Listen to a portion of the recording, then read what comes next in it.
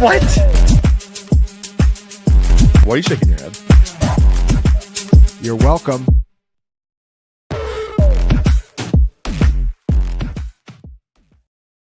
It's another Tuesday night. It's not a regular Tuesday night, special Tuesday night Dynasty Points. If you have never been here for a Scott Barrett themed Dynasty Points, couple things to remember. One, show sheet is never going to stay on track. It is the hardest night of the year for me to work in that regard, but we love it. The bet is going to be how many outros do I have to hit before the show ends? Usually settles between 2 to 3. On the docket today, as you can see, we have golden allegations. If you didn't know, Scott Barrett has been in deep with Matthew Golden fantasy footballers, and we are going to give him the floor to discuss Matthew Golden and the rest of the wide receivers. We have running back roundup. We're going to talk rankings, comparisons, and all things needed deeper with the running back class. We have a dying running back breed. More on that later. And of course, as we always do with Scott around, we are saying bye forever to some of our favorite fantasy football players forever in Dynasty Eulogies. Scott, you may remember, this was the show that introduced Fantasy Points to us. So every time you're here, it is a big deal for us. Your articles have been absolutely banging. Thanks for coming back. Yeah. This is where it all started, Thomas. It's exciting to be back. D-Walk says, no more Tuesday Blues Day. It's time for a Fantasy Points party. That is very much true. We have Jake in the chat. Oh my God. Is this the Scott Barrett, like the CEO? That's right. We try not to let the cat out of the bag too much, but the boss man is here. But that does not mean there's so many different Scott Barretts in the fantasy industry. hard to Easily say which confused. Yeah. that is not the Twitter troll. Yeah. That does not mean we are on our best behaviors. Film bro, the one who watched all the tape, who counted all the yards, who divided by routes. That's right. Yeah.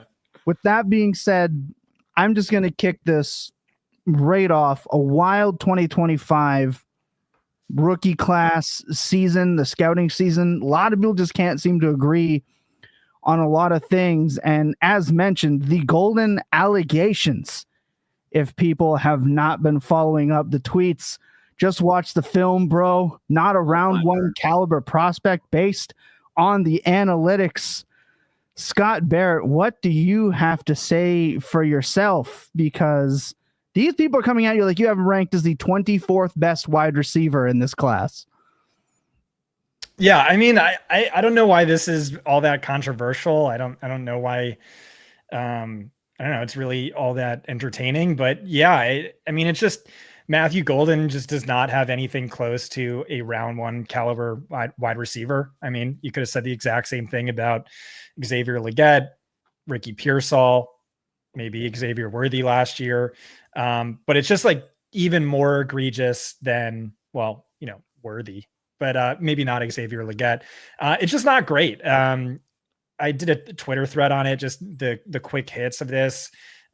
He hit 61.7 yards per game in his best season. That would be the worst of any round one wide receiver this past decade. It's a really gross list if you're under 85 yards per game in your best season.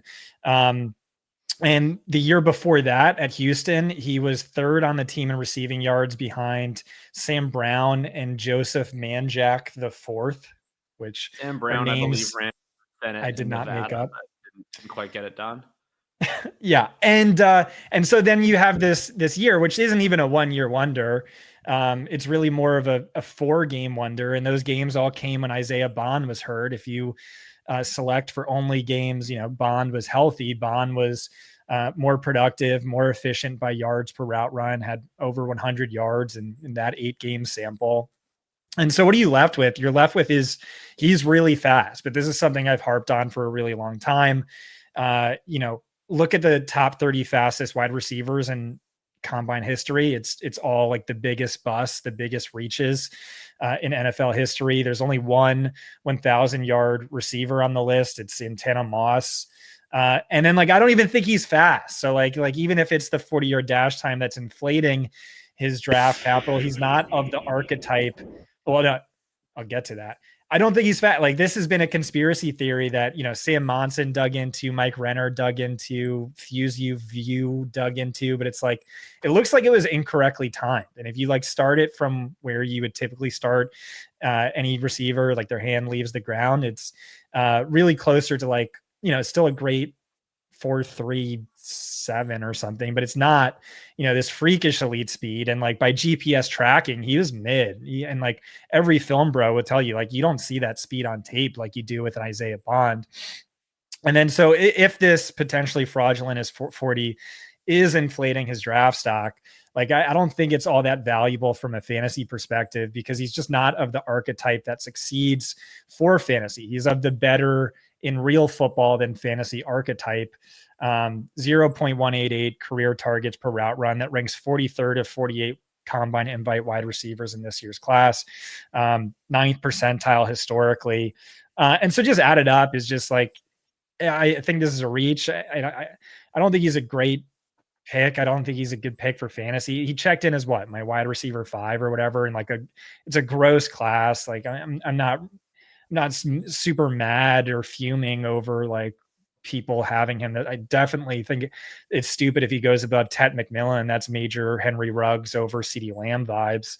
But yeah, I mean, it's just like the main takeaway is just like a weak class. It's a gross class. There's like extra important nuance and context that I dug into in the article about how like Quinn Ewers might be like the most overrated, one of the worst quarterbacks in college football history. He also played through injury all this year, and he sucked the year before that. And, Xavier Worthy and Adonai Mitchell, I think, looked a little bit better last year than my model. But yeah, I mean, I'm just not a Matthew Golden guy. And like, even if you're, a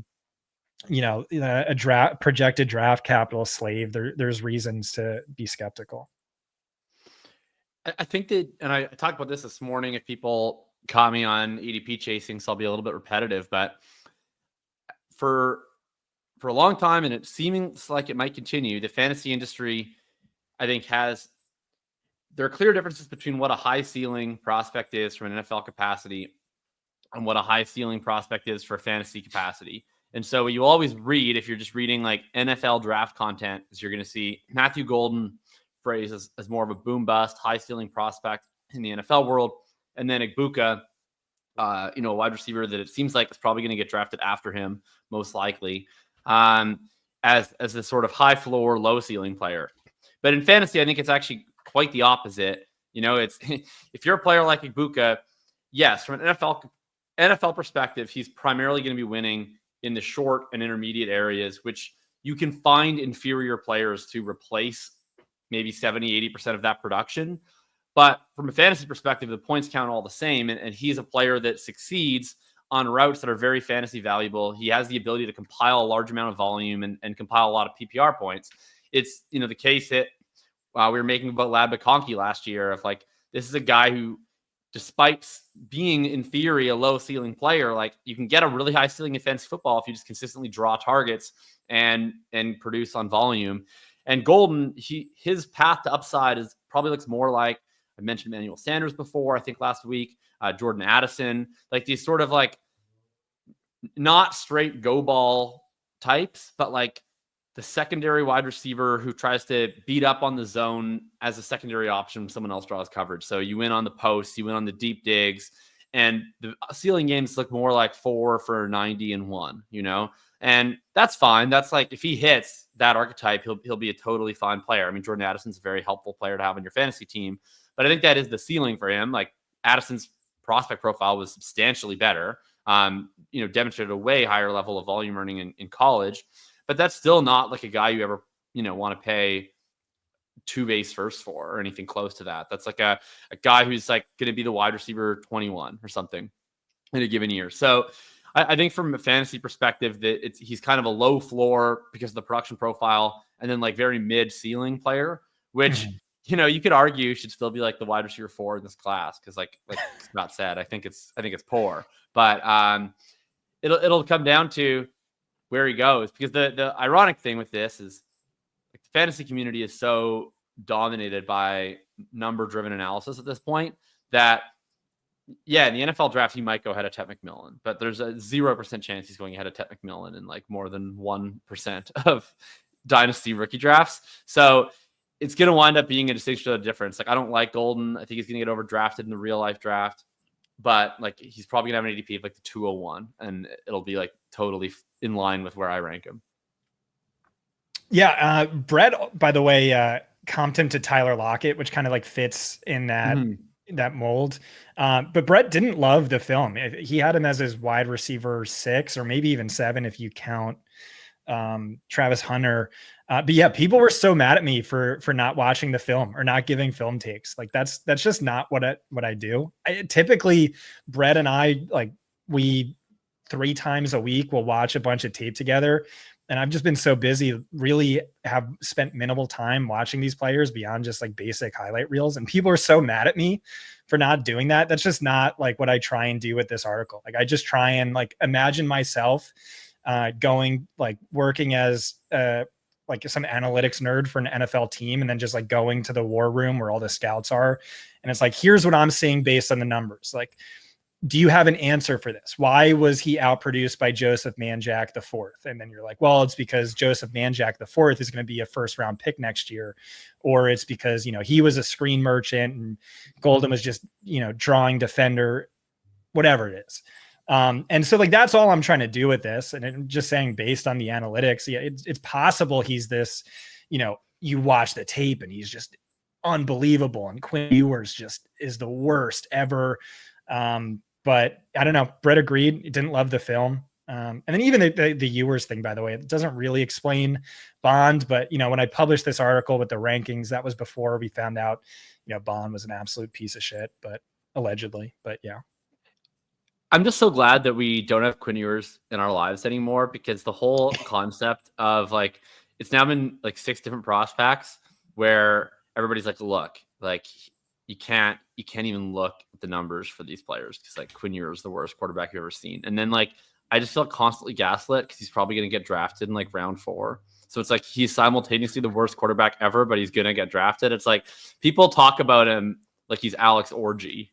And it is just like, it breaks my brain. I'm not like trying to cape for Quinn Ewers. I also think that he sucks, but I do think that like the degree to which he sucks has been drastically overstated. Like, I think he's at worst like an average college quarterback who's like not good, but he's not the worst quarterback in college football. We've talked about. I was gonna ask the exact same thing, just as someone that's not like as invested in college football, but obviously like absorbs all of those takes just from the draft process year after year. It's like, what, we hate Quinn Ewers so much, like that's been drilled into me. But out of the hundreds of college quarterbacks, all of the terrible quarterbacks that the rest of these wide receiver classes are playing with, it's really odd to me that Quinn Ewers is the one that consistently just catches the most heat. Like, I don't know if I'm just missing something like culturally with everybody hating Quinn Ewers in college football. But are you trying to tell me that Quinn Ewers is worse than Ashton Daniels? Like, yes, I was just going to say the exact same thing. Like,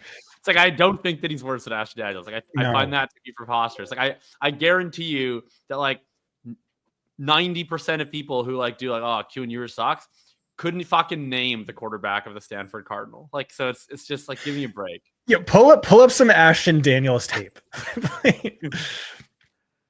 I just want to put, like, the thing with Ewers, remember when he was the hot prospect, the mullet, right? He was kind of NIL before there was NIL. He was that name brand quarterback, and Texas isn't a bad program. Like, someone in our chat mentioned he lost 4 games. Like Jacob was saying, he's not a bad quarterback. I just think that when you have someone like him and you add on top, I think part of the reason why he's so looked down upon, which is affecting multiple prospects, is people feel he's the one blocking Arch.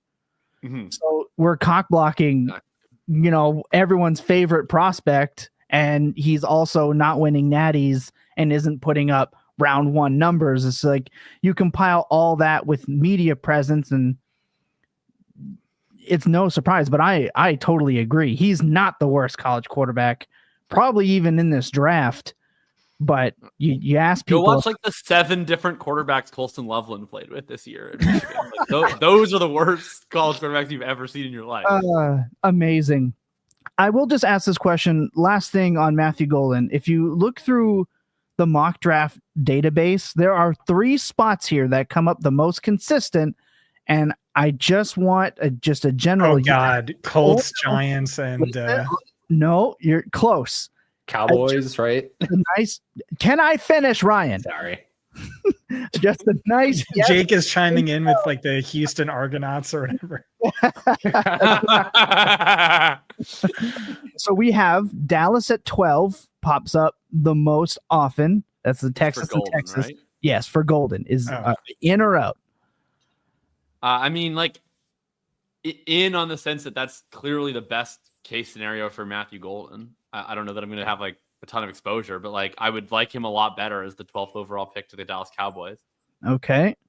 Scott, in or out? What Jacob said. Yeah, that's best case scenario for him, but like it doesn't really nothing really can change the equation with what I think about Golden. Okay. Ryan, I'm assuming you're feeling the same way? Yeah, it's okay. It's whatever. I just don't care about draft capital for like this archetype of prospect for kind of all the reasons Jacob outlined earlier. That's fair. A lot of people think team fit, right? It's a great fit. Like he gets to play off CeeDee Lamb, and Dak Prescott throws a ton, and like it's good. Yeah. All right. Next up, the Cardinals finally draft a legitimate round 1 wide receiver. As that's bad. 16 at the Cardinals is that would be bad. Oh, that would be my They're ready to learn. day. They're ready to learn like 66 targets per year. Oh my God, that would be amazing. I would be so happy. I was surprised that this was a common spot, but given how bad Marv was, it wouldn't surprise me if they finally tried to nail down a Marv wasn't receiver. Whatever. Anyway. Let me have to be clear. That's why I was saying I'd be happy was just like Marvin Harrison related Schadenfreude with people being mad about him and Lad McConkey. Yeah. Yeah. Let's push that lad topic way up the board here. And then lastly, the other one that pops up most often is 18 to the Seahawks, which would complete the cycle of Brett Whitefield's Tyler Lockett comparison. So that's the one that I like the most from like an NFL perspective, because the Seahawks, I've just been complaining the whole time about how their coaching decisions and then their like personnel decisions are just totally misaligned, where like they want to do this run first shot play offense, but then they got rid of a great downfield wide receiver and brought in like a guy who I'm not sure could run in the 4s if he put out a 40-yard dash today. So like that would be good. Like if you just upgrade the MVS spot to Matthew Golden, that makes sense. That's a stupid use of the 18th overall pick. But like from a theoretical perspective, I see the vision. He would score 7.1 fantasy points per game though. Yeah, that weird base. I'm staying off him in the first, 17 picks or 16 picks of Superflex rookie drafts. I think we've hit this topic. I've heard Chargers for him too, by the way. I've heard some whispers of Chargers. Okay, that's definitely on the mock draft database, just does not come up as much. It is there though. Round 1 wide receiver seems to be a theme with the Chargers, but before the off-field stuff, I just kept saying, why would I draft Golden where he's going when I could just take Bond so much later? And like, at least with Bond, like there's no chance he goes to the Cardinals because he's a lock to go to the Chiefs, and that's a great landing spot. That's true. Yeah, you can pencil that one in. He's go to the Chiefs in like the supplemental draft or whatever. I don't know. What a wide receiver room with him and Kadarius Toney. Is he still there? Justin Ross, Rashee Rice. Are they gonna trade for Tyreek Hill? Get him back? Yeah, that's gonna happen for sure. Oh, there's going to be some wild trades on draft night. And that's a great one. Dolphins eat half the salary and the Chiefs get it done. Who knows? I think we hit this one pretty solid. Is Bond going to get drafted? Like, just sorry, Tom, but like, Scott, you have your ear to the ground more. Like, I don't know where to rank him because I actually kind of like Bond a little bit, like more than his numbers suggest. I really enjoy his tape, but like obviously I have no idea how to weight the fact that he has like very serious allegations pending. Like when is he going to come off the board? I think you dock him, and maybe especially after like Jermaine Burton last year, like you dock him 2-3 rounds.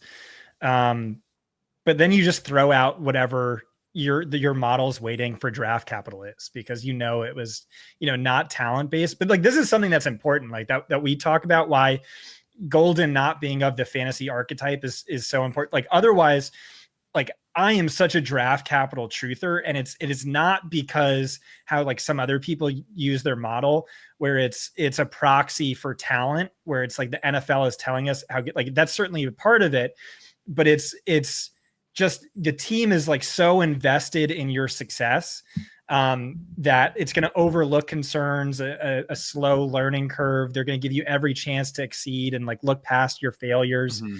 I always think back to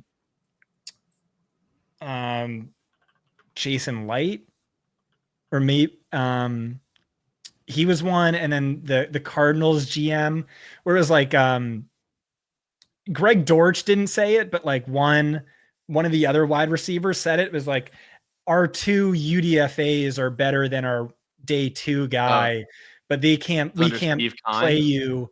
Yeah, we can't play you because it makes the GM look bad. And that was the same thing with Adam Thielen when it was like Cordarrelle Patterson and whoever else they took early. Right. Where like he was the number 1 graded player in preseason, like 3 years in a row.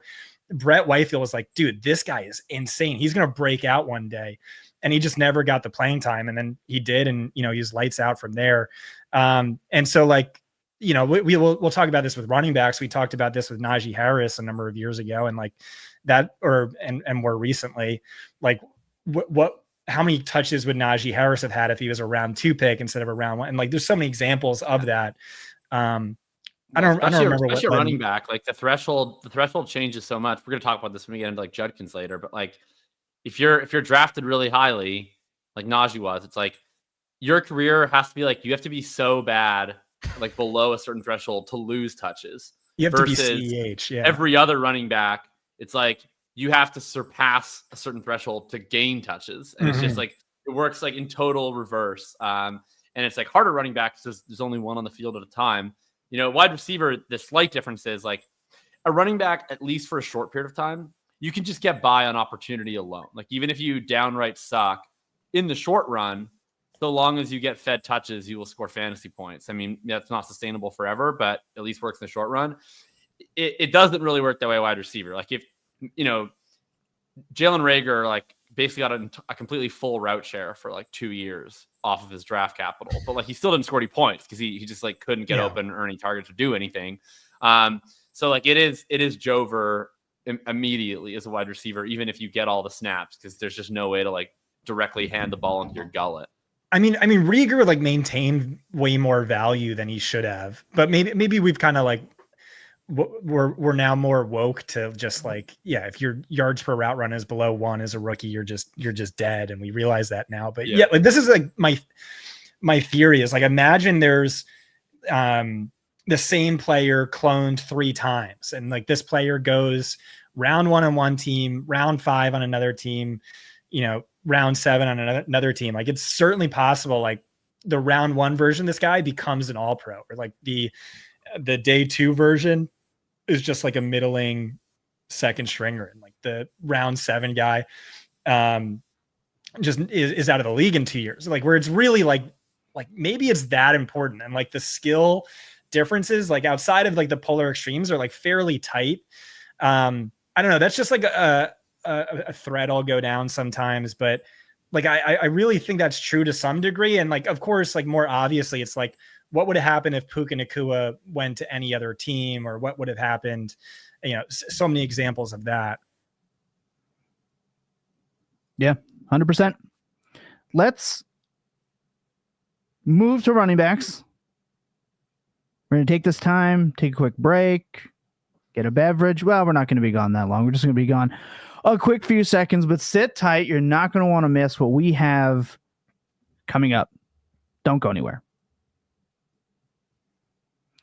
In fact, because you are so awesome and not going anywhere, you too can help us out by hitting like and subscribe, leaving a comment when the show is done. If you're on Spotify and you're listening, you can have a look at the poll question that'll be posted tomorrow. Leave a comment on Spotify, helps drive us up the charts. Doesn't have to be anything. You can tell me that you like bologna sandwiches. Anything and everything goes a real long way. Scott, one thing you failed to mention with your watching of film and how you haven't been able to do it, there's actually somewhere they can go to hear these debates. It's right here on YouTube and also at the School of Scott. It's Film versus Analytics. It's you and Brett Whitefield. You've already talked about a lot of these wide receivers. You're diving into the running backs that we are going to talk about today. So if anyone needs it, you can go and check those out. Not yet. Do it after this, but definitely go and check those out. Jacob, I'm going to throw this to you. It's the running back roundup. We're comparing notes. Let's kick this off with the first running back that you want to talk about with Scott Barrett. All right, well, I'll kick us off with our biggest disagreement. So I have Cam Skattebo. Is your running back column published yet, or am I just getting yeah? Let me just rankings get this Ryan? plug in. My article drops tomorrow. Okay. So check that out. 15,000 words ranking the top 12 plus my two favorite sleepers, and check out Jacob's article Substack email. Thinking about thinking. It's like one of my favorites. Jacob. Yeah, definitely subscribe to that if you're not. Read that. It was great. But we do have some disagreements. Cam Skattebo. I am much higher on than you. Let me pull up my article. Yeah, we dropped our positions in reverse order, basically. So like you have your wide receiver out, it's been out for a while. My running backs out. I'm gonna have my wide receivers up within a couple of days. Scott has the running backs up coming tomorrow.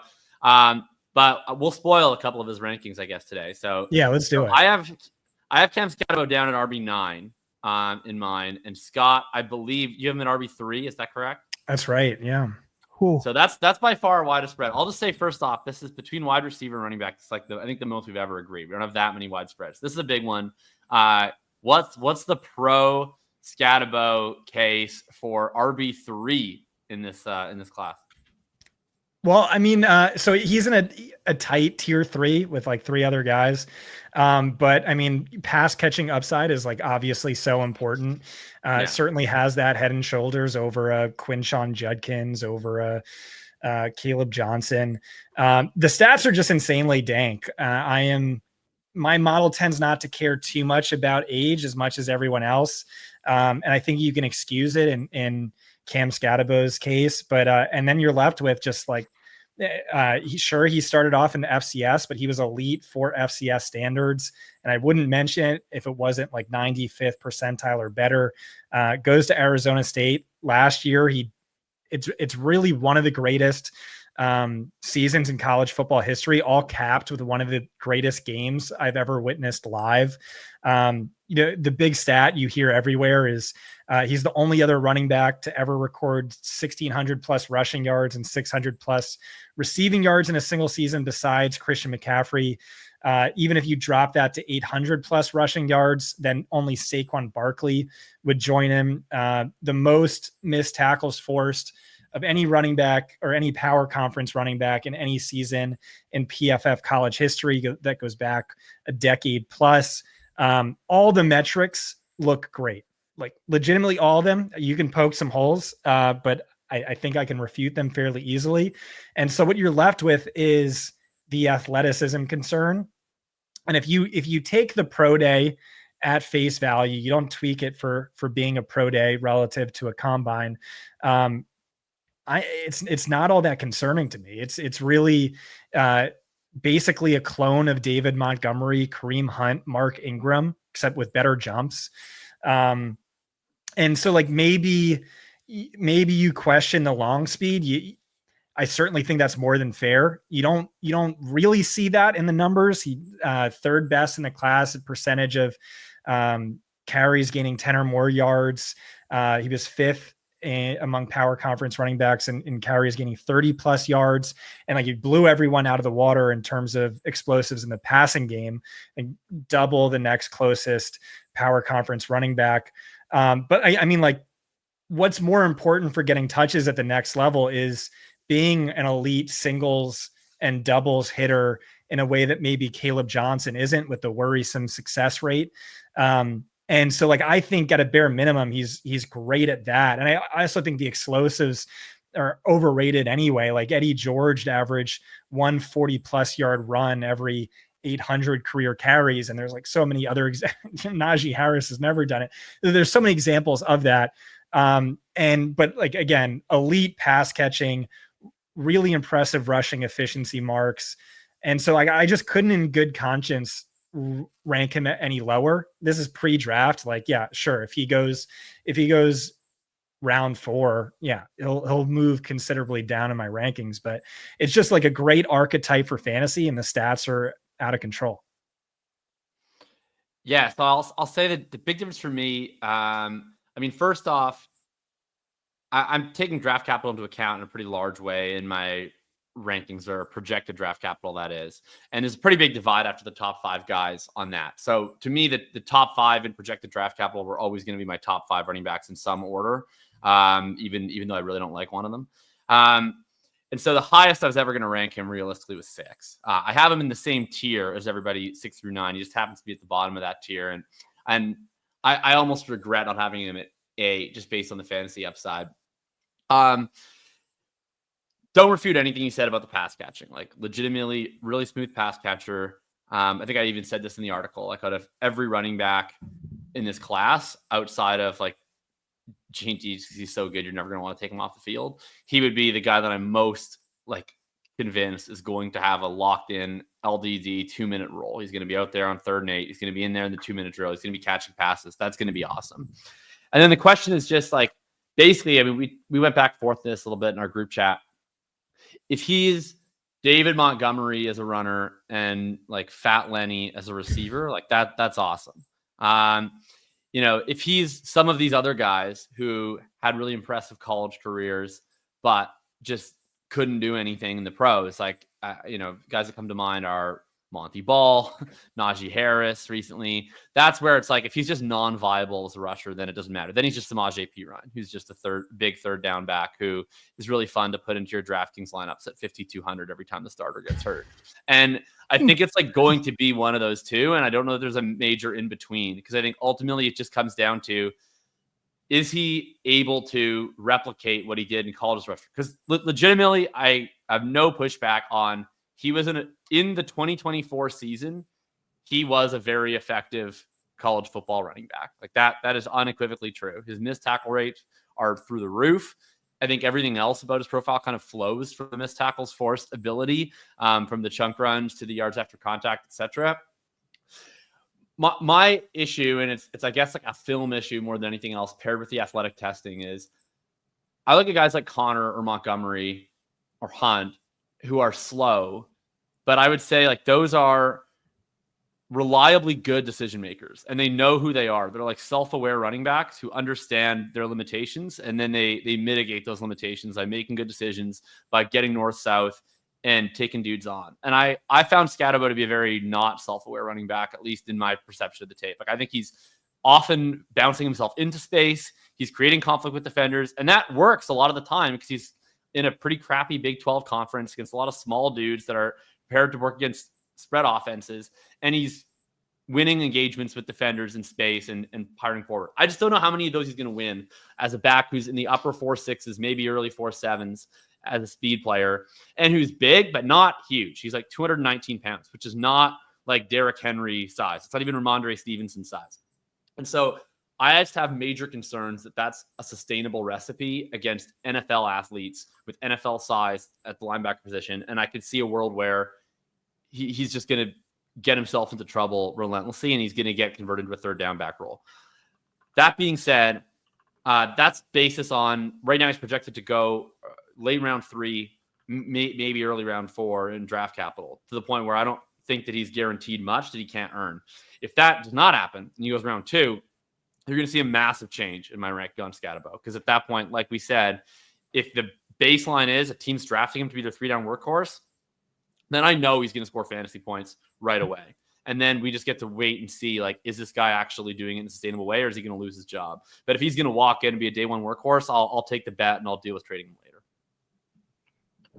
So we had Jax Falcone on with Theo Greminger, and that podcast is actually going to drop just after Dynasty Points. Will check out Dynasty Points. Go check out the podcast, Theo Greminger and Jax Falcone. It's Fantasy Football Daily.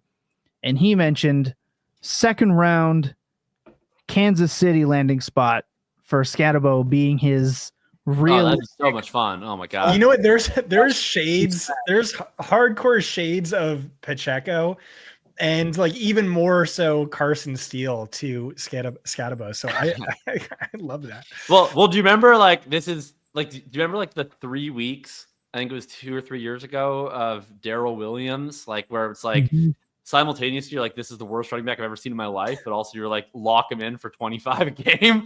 Like that, like Skattebo's better than Darrell Williams. Like, to be clear, I don't hate him that much, but like the vision is very clear where if you could just have like a big goal line back who catch a bunch of passes, that would rule in Kansas City. The very last thing I'll say, and it applies, like it's the reverse of everything we were talking about with wide receivers and gold. Like the wide receivers, like I don't really like any of the wide receivers that much after Tat and Igbuka. So I'm like, sure, this guy's going to get drafted high. That's like, that works for me because I think all the other guys suck too. Running back, there's tons of dudes I like. Like even when I was ranking like RB10, RB11, these were still guys that I was like, I think they're NFL starters. I think they're good players.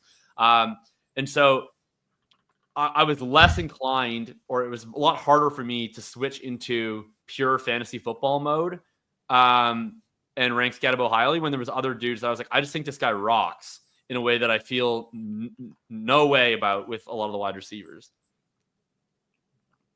I just want to say this isn't like a take I have strong conviction in. Like if I were drafting right now, I would almost certainly take Travion Henderson over him, but it's just like, I don't know. I like the guy. I'm rooting for him. I think he's fun as hell.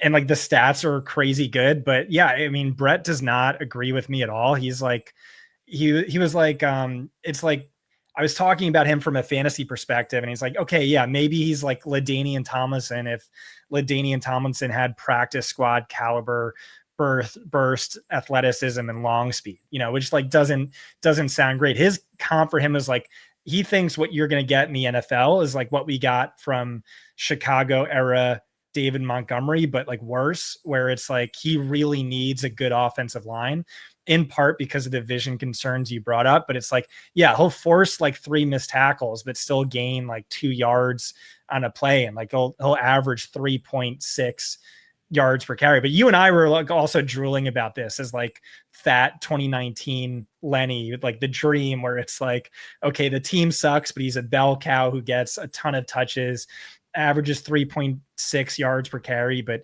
you know, gets spammed PPRs in the second half. And so I don't know, that's my hope for him, but I also really just legitimately think there's a chance he's just really good because like the numbers are that sick. But again, like never have too much conviction, especially at the running back position, which is so tethered to scheme and offensive line and all that stuff. But right now, just like I concluded my write-up with him as like, against my better judgment, he's just like one of my guys and I love him. If he's my Elijah Moore of RBs, like so be it. And that's kind of what it is, where it's like, maybe don't take this too seriously. Don't draft off of this, especially pre-draft when it's a week away. But I don't know. The dude's super fun. You guys saw him puke, right? Oh, like, very fun. He's a 100 overall rating in the wants it more category for sure. Yeah. Like the dog resides within him. There's no question with that. Well, in the Scott Barrett, Danny Kelly Invitational, he went second round. We do that draft pre-draft. He's a second round, especially in this draft where it seems to be it's a just hammer running back in the second round. If you are drafting before the draft, I did just take him in the first in one of my leagues. So there you go. There's 112. There's lots to love. Lots to love. Ryan, anything on Skattebo before we move on to my RB3 in the class? Yeah, no, not a whole lot I can really add. I'm just sitting here listening to you guys talk about like Bears era David Montgomery, and envisioning like back in like Bears era, David Montgomery days, I would post like, the missed tackles force charts or whatever. And you always put it against like an explosiveness metric, right? Yards after contact or explosive run rate or whatever. And Montgomery would always be in like the bottom corner by himself, where it's like, yeah, he like bounces off guys and forces every missed tackle, but it just goes nowhere with it. And people would just constantly ask me, like, did you mess up the chart? Like, why is David Montgomery just in this corner? I'm just expecting Skattebo to kind of reside there, live there for however long he lasts in the league. So looking forward to that. Pepper Tony says Skattebo is James Conner that has been put through the dryer. If you are not subscribed already to the Data Suite, Pepper Tony, DM me and we got a prize for you for comment of the night. That is truly phenomenal. Let's move on to who I have as my RB3, even though nice. I wanted to see a little bit more speed. I just think he's an absolute smash pro ready running back that I think the NFL is going to love maybe a little bit more than the fantasy community, but I am all the way in on Caleb Johnson. Scott, your RB6. Jacob, your RB4. Why RB6? RB1 in my heart. Yeah. Is that right? He is. He's my favorite player to watch in the whole class. He's unbelievable. So, Scott, with all that being said, why RB6? I mean, this is definitely not one I feel great about. When I did these tiers, I waffled with, so the tier 3, or what was it? It was, so it goes, so yeah, I'll just spoil it. It's Omarion Hampton 1, Ashton Jeanty 2. Wait, what? No, I'm just fucking. It's Ashton Jeanty. It, man. You love a hot take. So I thought like no. I really don't try with this though. Ashton Jeanty, tier unto himself. Tier 2, no one. Tier 3, Omarion Hampton. Nice. Tier 4, probably no one. And then tier 5, let's say. Then it goes Cam Skattebo, Travion Henderson. It goes RJ Harvey, hot take. But I don't know. I feel good about it. Caleb Johnson 6, Bhayshul Tuten 7, and all that's tight from Cam to Tuten's like fairly tight. With Caleb, I mean, there was so much to like. My model thought he was a 1-year wonder. I didn't see that because like the freshman year was so great. He dealt with multiple injuries in year 2, and then year 3, even if he is a 1-year wonder, it's like one of the most wonderful years ever, where if you control for how trash this offense is. Ryan really liked, he bolded this stat. He thought it was the best stat in the article, was Johnson faced stack boxes at an ungodly rate over 50% of his career runs with 8 or more defenders in the box. No other running back from this year's class is over 39%. Teams were just selling out to stop him. They could not stop him. And so all that's the pros. The cons are probably no upside in the passing game. But it's also 1.62 second 10-yard split. That's the worst of any running back in at least 4 years. And so I said he was like almost a caricature of a back who's slow out of the gates, but has tremendous build-up speed. And you do see that in the numbers. Excuse me. When the, when first contact came behind the line of scrimmage, he was like 66th percentile, which is like, I don't know, round 3 caliber. But without that, he averaged 10.2 yards per carry. That's 96th percentile. If I recall correct, like the success rate was a little suspect. Maybe he wasn't great at short yardage. And so I said, like, Johnson, the prospect, profiles a bit like Johnson, the runner. He's just like boom or bust, or high risk, high reward. And so I worry about the, much less so than Tuten, who's smaller, but I worry about like him I really worry about the landing spot with him. Like, I think he really needs to go to a spot with really strong offensive line play. And so I concluded my write-up by saying, like, he more than anyone else is the player most likely to move based on landing spot, which again, like, is so massive for running backs. Like, everything we're talking about today is like, so like almost a waste of time a little bit. It's just like draft capital and landing spot are just so, like, even if he gets the landing spot, but he's like, you're behind Saquon Barkley. Like, what is that worth? Right. So that's just so crucial. And for him, I think he's a little more landing spot dependent than most.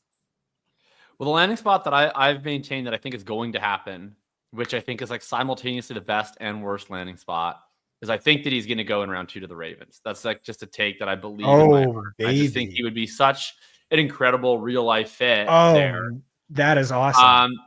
And it's like, it's so good, but it's also really bad because like he'll score 4 points per game this year. But like it's awesome from a long-term perspective. And I really want to see that happen because I just think it would be so much fun. On the Derrick Henry is going to have a Frank Gore career arc, and Ryan will never live it down. But go on. So with Johnson, yeah, I mean, you said a lot of things I was going to say. First off, he's just so much fun. His game against Minnesota felt like if anyone just wants to watch one game in full, all 22 of any player in this class, I would watch Caleb Johnson versus Minnesota because it is like legitimately. You're watching like one highlight and you're like, oh, like that must be the one I've seen on Twitter. And then you like see like 7 more that are like, this is the craziest thing I've ever seen in my life, where he's just like pinballing off of dudes, like torpedoing through 5 guys, squirting out the other side, running into the end. It's nuts. And Ashton Jean T, so Washington hard. State, it competes. Yeah. But go on.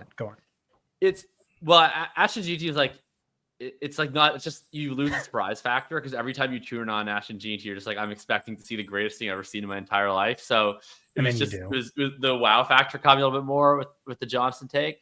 The thing with Johnson is, and Scott hit it, like the success rate's really bad. It's indefensibly bad. And so when I went into were you a Kenneth Walker hater or were you pro Kenneth Walker? Well, I was a Kenneth Walker hater for fantasy in the sense that like I thought that like the pass catching profile was really bad. Did you ever care about the success rate with him? I didn't. Yeah, I care to an extent. Like the degree to which I care has always been tied to his ADP. Like I was pretty low on Ken Walker his first couple of years in the league, and I was really in on him last year. I'll be really in on him again this year. I do think with Walker though, like I think the success rate stuff accurately describes what I see when I watch him, which is like he is constantly searching for the big play, and that has positive and negative effects. But like it is clearly descriptive of what you see. With Johnson, I don't know that that's quite as true. Like I think that on gap runs, he's not a great decision maker. I think he's an incredible zone runner. Brett brought that up on our show before I'd ever dove into the tape, but I 100% agree. Like he needs to be in his own scheme. But I think when I went in to watch, like the first thing I was looking for is like, do I think this guy just sucks at making decisions? Like, is he a really risky player, or is it just college scheme stuff? Because like the schemes are so different. You watch like Dylan Sampson tape, right? And it's like there are 5 blockers and there are 5 guys in the box on every carry. And then with Iowa, it's like we're going to be running fucking 13 personnel. And so we're inviting the defense to then have like 9 guys in the box, and we're just going to hand it off and see what happens. And like naturally, what's going to happen if that's how you run your offense is it's going to be 1 yard, 2 yards, 1 yard, 2 yards, 1 yard, 2 yards, a 50-yard touchdown. Like if you break the first level, then you're going deep. And if not, you're going to get tackled immediately because you're running goal line offense on every play. And I don't think that he has like an epidemic of risky decisions. I think for the most part, he was just thrust into an archaic system in which he's playing like 1980s running back, which is going to invite more and more negative plays. So I don't put a ton of that on him. I put a little bit of it on him, but I don't put a ton of it on him. And then did you see the slow 10-yard? Did you, because like watching highlights, I mean, again, I'm like the least film guy ever. But I did see like massive gaping holes on a number of his long runs. Sure. But I don't know about the slow 10-yard if you saw that. Well, that's what's weird about the Iowa stuff is like everything's so tight. Is it like runs are often either like there's literally nowhere to go or perfectly blocked hole you could drive a semi truck through it, and like very often there's nothing in between. I do agree with that, which is why I think ideally, even though it's kind of counterintuitive when you think about a 4-5-7 running back, you want him in an outside zone scheme because you want to give him opportunities to get that build-up speed before he's going to engage a defender. So you want him on tosses, you want him on stretches where like by the time he actually has to engage with defenders, he's already at full speed. Whereas those little gap runs he's doing where he's just running straight into the line, like he's getting to the A gap and he's upright because he's really tall and he doesn't have the speed built up, and you can get him at the knees. And I think that's the issue for him.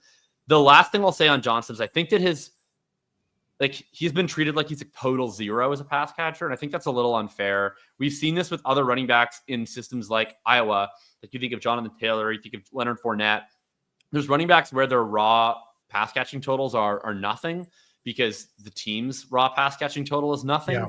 But if you actually look at it on a percentage basis, it's fine. It's hard to put much reliance in that because you're basing a percentage off a really tiny sample of plays. But like, I don't know. Do I think he's going to be carving linebackers up on Texas routes? No. But do I think he's demonstrably worse at catching screens or swing passes than most of the like non-Skattebo, Genty running backs in this class? Like also not really. I think he's like totally adequate in that regard. So I think it's kind of an unfair ding. And I think he's going to create a ton of big plays. Like in the open field, it's like Genty and it's him and it's everybody else, in my opinion. Yeah, he averaged 15.7 receiving yards per game last year, his only season above 2.5. But if you do it on a receiving yards per team pass attempt or receiving yardage market share, it's like the 8th best season of any running back in this year's class, or 8th best. He has a higher percentage of team receiving yards than like Devin Neal and DJ Giddens. Yeah, it's really more than anything. It's just like a more of a question mark with him. I will say, so you brought this up and I can't really speak to it, but Brett has Kaleb, John, and Brett's film score factors into my model. He had him RB7 and he said you cannot play him in an outside zone scheme. That's actually the worst spot for him. But I know this is contrary to like Dane Brugler, who's like, he has his PhD in outside zone and like, that's the ideal landing spot for him. So I don't know. You're going to have to read. I want to hear Brett's thoughts on that. Cause like, I obviously appreciate the hell out of Brett. I'm really, we'll do a film versus analytics on it probably next week. I also think he'd work really well with a mobile quarterback because that also creates a lot of open lanes. So anyway, we've hogged it all. Tom, you love this player. Wait, hold on, but before we have to address the chat absolutely roasting Ryan right now. Yeah, we should address that. That's key. Yeah. I mentioned this when I saw Ryan's setup, and it is not disappointing. D-Walk barricaded against an active shooter. I think he's keeping his mom out of the basement. Can we get confirmation? And then Eric's comment. The meatloaf. Eric's. What do you think is the more crowded? The line on an average 1st and 10 for the Iowa Hawkeyes or Ryan's recording room? Eric says Ryan worries about getting swatted doing the show. Yeah, it's phenomenal. Can I tell like the setup story? Does it? Probably nobody cares, but the reason we really care. The chat cares. We have to know. So the reason you're seeing this in my room, there's 2 doors out that go out to the rest of my apartment. One is like into the living room, which is this door you're looking at. We never use this door because that's just how the apartment's split up. My roommates are like in the living room. Yeah. So this door's always been here and always like over my shoulder. So I was like, whatever, I can put a desk back there. I never enter it. I ended up getting a new standing desk actually very recently to set up my microphone in a much better way. I've had one for 2 years, but I've never used standing ever. Oh, it's not even to stand up. It's literally so that, because I'm kind of tall, just so that it's at like the perfect height so that my neck is not like constantly craning. This is the most comfortable I've ever been on a Dynasty Points podcast. How tall are you? Like I'm like 6'1", so not as tall as Jacob, but yeah, 6'5", which is unbelievable to me. Like, I feel like I would have guessed that just based on your Norwegian name. I'm always shocked at just how short I am on this podcast every single week at 5. I did not know you're 6'1". I wasn't familiar with your game. Yeah, thank God. Yeah, no, 6'1", needed the standing desk to have everything a little bit higher. Didn't really want to lug this old crappy wooden desk down 3 flights of stairs, so I pushed it back there. I don't know. Maybe I'll put some stuff on it so it doesn't look as weird. But yeah, I'm resigned to any new show I go on. Any new show I go on, I'm gonna have to explain the desk and the block door, I guess. But I'm okay. every time that Ryan mispronounces room, not on purpose, but just like says rum, I'm just gonna do a shot of some. Yeah, That's awesome. D-Walk says it's a good story, but he needs you to blink twice if you're unsafe and need help. So keep that in mind. Bringing it back to Kaleb, I feel like people misunderstand what being a pass catching running back is. They assume it's going to be running deep seam routes. You have to run the Texas routes. You got to run digs. You got to run all these downfield. You really just have to be a check down Charlie. You need to be able to pass pro for half a second and leak out. And you can get 3 to 4 of those a game if you're with the right quarterback. And that's being a pass catching running back. You do not have to have a god tier target percentage, check down. You don't. You just need to be good enough to catch a 2-yard pass. I can tell you that I was a god awful running back and I could catch a 2-yard pass. It keeps you on the field. I think he can do that. You said round 2 to Baltimore, Jacob. I wouldn't like that for year 1, obviously, or possibly year 2 and 3 if they extend Henry. I'll give you my spot if he makes it that deep. I want him to fall a couple spots more. 67 to Cleveland is my favorite spot for Kaleb. Ooh. I'm in agreement with the scheme fit, Jacob, for you and me. So I'm also going against Brett here. I'd love to hear that one. But I don't know if he's a second round back, but I'm telling you, 67 to Cleveland is a smash spot. Not even just considering competition, but the scheme fit and how they use running backs. To me, nut spot for me, 67 Cleveland. I love that. Yeah, but only back thing to the pass catching. This is something like I debated JJ Zacharyson with a lot. Is like the most predictive thing to me for like predicting pass catching success at the next level is like being a great runner, because that gets you on the field, that counts towards touches. And then that was a big sticking point on us with I was so pro Kenneth Walker and saying he had pass catching upside when his collegiate resume would suggest he didn't, just because he's such a good runner. And then the success rate year 1, year 2, year 3 being a red flag. It's just but he's still so much better than Zach Charbonnet. And so that definitely could be all the things they're looking at with Kaleb Johnson. Again, this is a player I really struggled with. Brett didn't love his film, so I kind of hedged to that a little bit. But it's a player I like a lot. I'd love to add him to my teams. He seems to be a really divisive player on film. There's people who he's probably one of the guys this class, I think, even just among people who are very film focused, that come away with drastically different opinions. He's a guy you'll see some people that are doing film only evals have him 7, 8, 9 range on people that are 2, 3, 4. So it's hard to say. I mean, I like him a lot. I'm citing just strictly my if I was in a rookie draft rankings, but I also did, if I was in a cave locked away from mock draft rankings, and then I did my if I was an NFL GM rankings. And I had him 3 in my if I was an NFL GM ranking. So I like him even a little bit more than my ranking. Nice. Ryan? Yeah, sorry. The only thing I wanted to add to this conversation is just on the pass catching. I do think that the Ken Walker experience radicalized me a little bit on this topic, just because, the coming out of college, the pass catching metrics were so bad on Ken Walker. It was very clear. Seemed like everybody in the community was okay, he's just not going to catch passes. He's going to be a 2-down runner, based on everything we know about pass catching analytics, right? And that was the case for his first couple of years in the league. And then a new coaching staff comes in and is just hey, why don't we just throw the ball to this guy, because he's so explosive and we want the ball in his hands as much as possible. And they just did it, and he scored a bunch of PPR points. And that was that was it. It just, I don't know. That just very much changed my view, I think, on pass catching running backs to the point where if you guys tell me Kaleb Johnson just as a runner has this incredible skill that's going to get him on the field, that's going to make an NFL team want him to have the ball in his hands, then I'm, especially pre-draft, before we know the landing spot, I'm just willing to shrug my shoulders and say, okay, well, maybe he does end up on a team that will just throw 40 passes to pencil in any running back X, and if it happens to be him, then perfect. We love that for fantasy. Doesn't matter how many passes he caught in college. So yeah, that's kind of my only thing to add with him.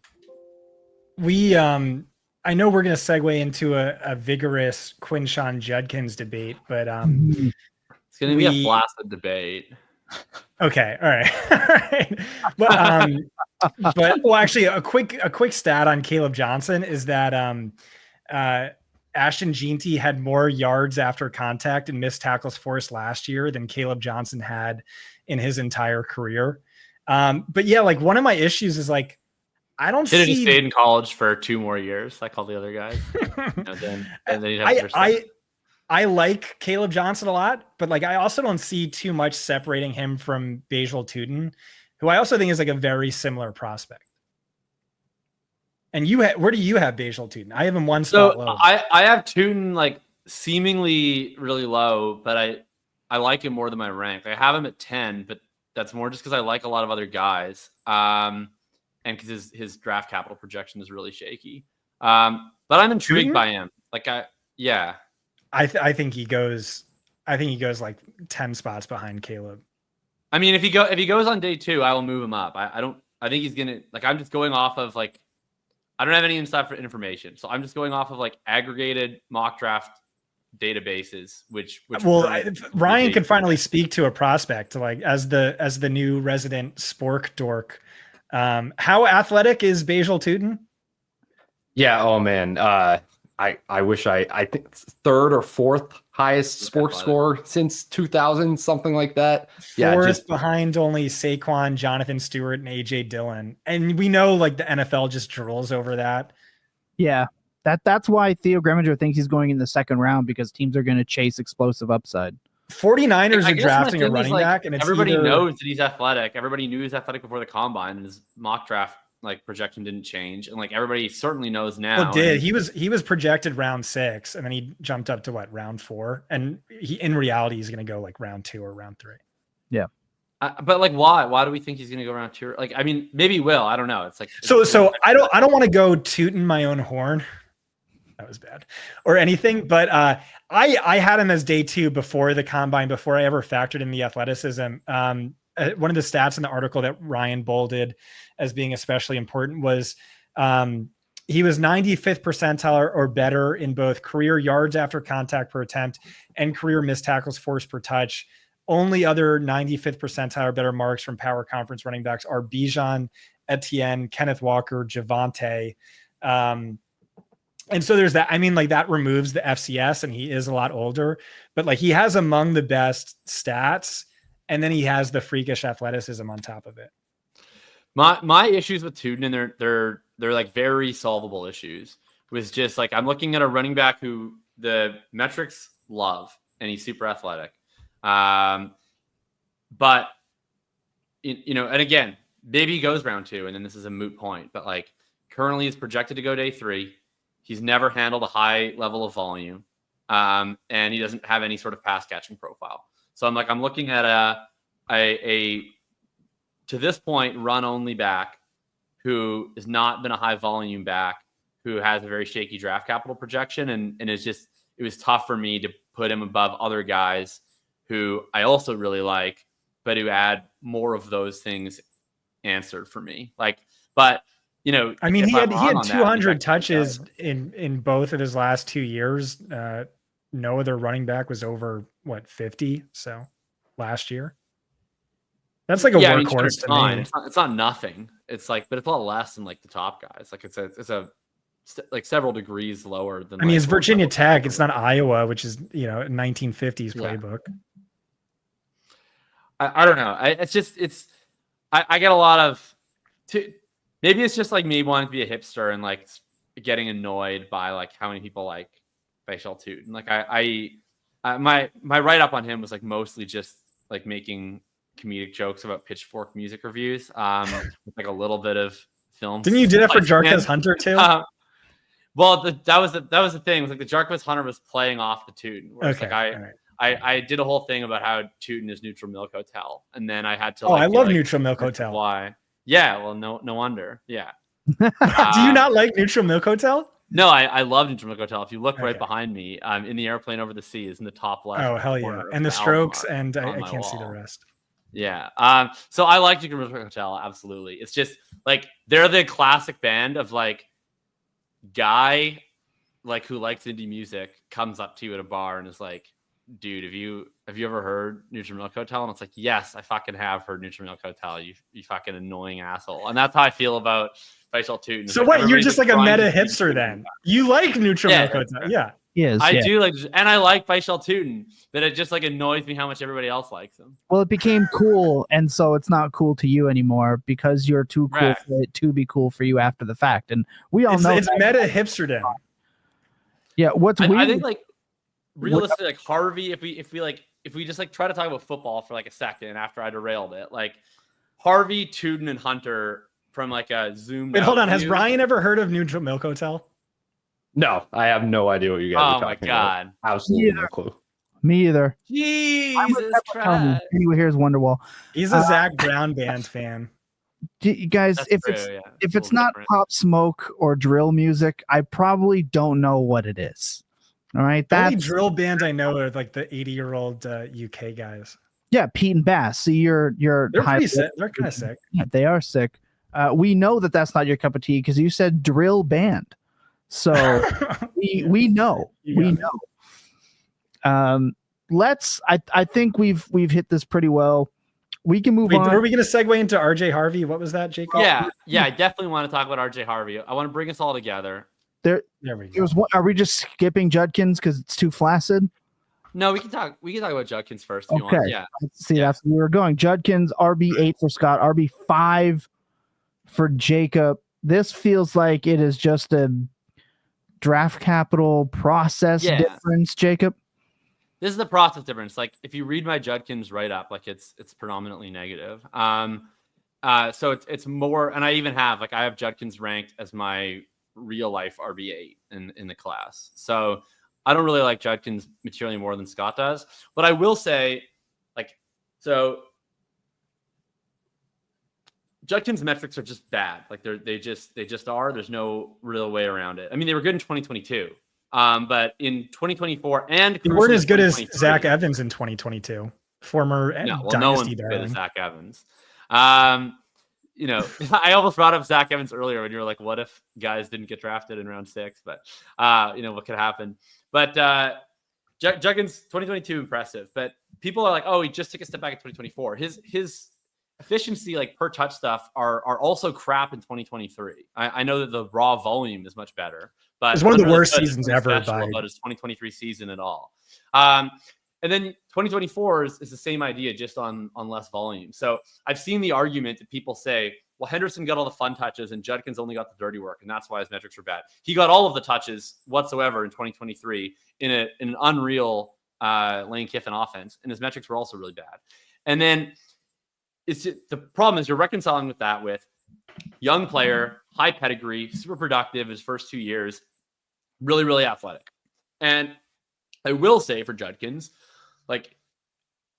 unlike Hampton, who I have a couple concerns about, Judkins' athleticism does actually show up pretty consistently. You'll see plays every single game, every quarter, where you're like, wow, that is a dude. That is a big, fast man who has a pop play.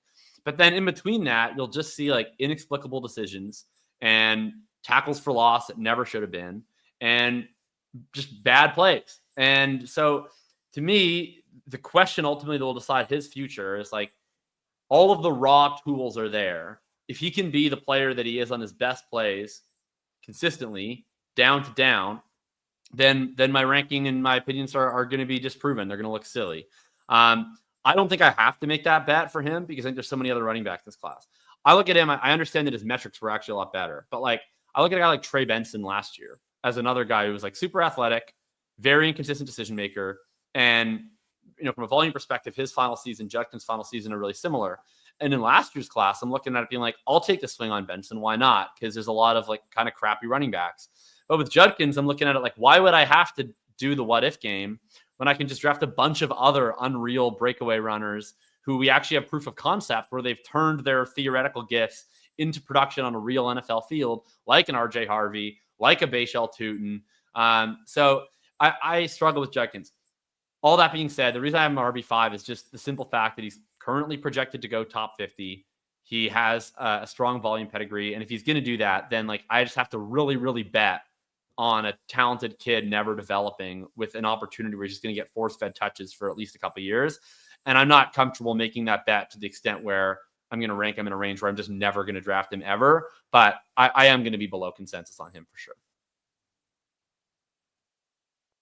People definitely love him. Like, he's definitely a beloved prospect. He was, I would say he wasn't my pick there, but our comment section calls me corny for saying that. But last week on the mock draft, you can go back, check that episode, find out where he went. It may surprise you, but he's, again, the draft capital is going to really break some ties here. We had someone in the chat, Kevin, ask, what's the realistic difference between rookie 5 versus 8 this year? Feels like a distinction without much difference.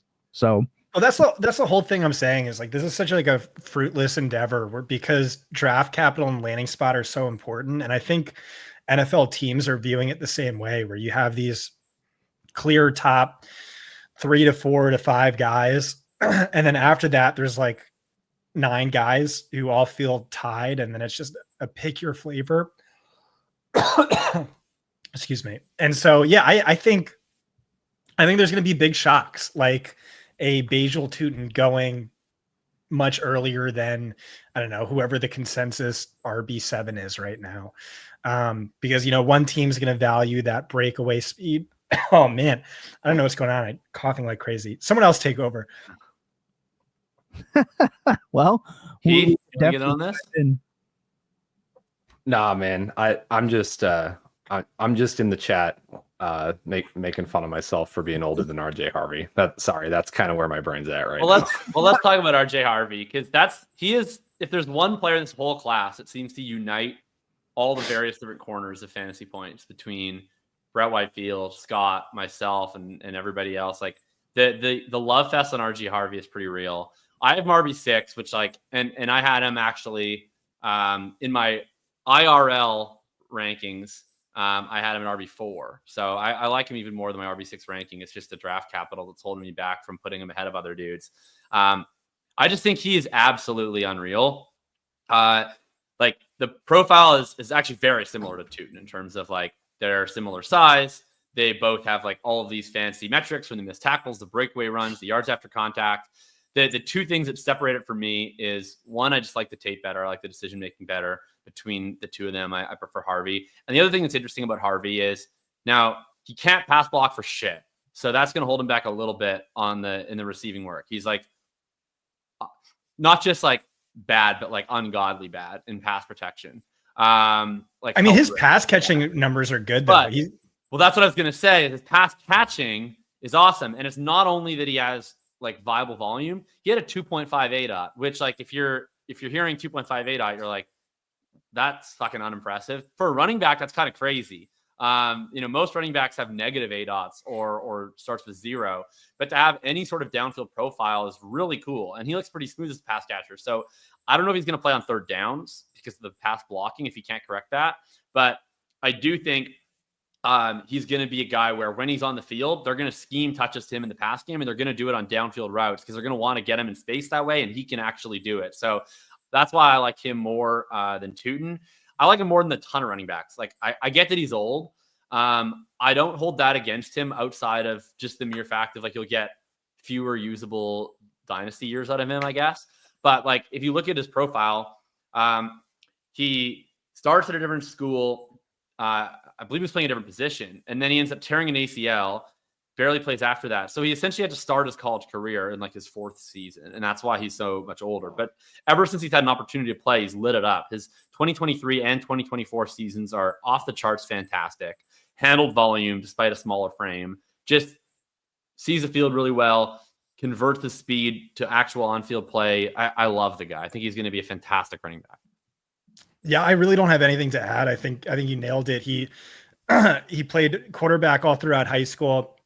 Freshman year was a 3rd string quarterback, and then, transferred, got toward the ACL. But the 3 years he's been a running back, like from the jump, was crazy. Last 2 years, especially, like as impressive as just about anyone besides the top two, if not more so. Freakish athleticism. I think there's upside in the passing game. You brought up the pass blocking concerns. One detour I think is worth getting Ryan involved is RJ Harvey's a little undersized. Bhayshul Tuten's a little undersized. Travion Henderson is significantly more undersized. Just in terms of like unideal, either unideal weight or BMI, and Henderson's both. How concerning is that? I kind of talked about how that seems to matter less in today's NFL, where you have like James Cook, Jahmyr Gibbs, Devon Achane getting massive touches despite being in the red flag weight BMI quotiont. Kyron. Yeah. No, I mean, Bucky Irving. Yeah.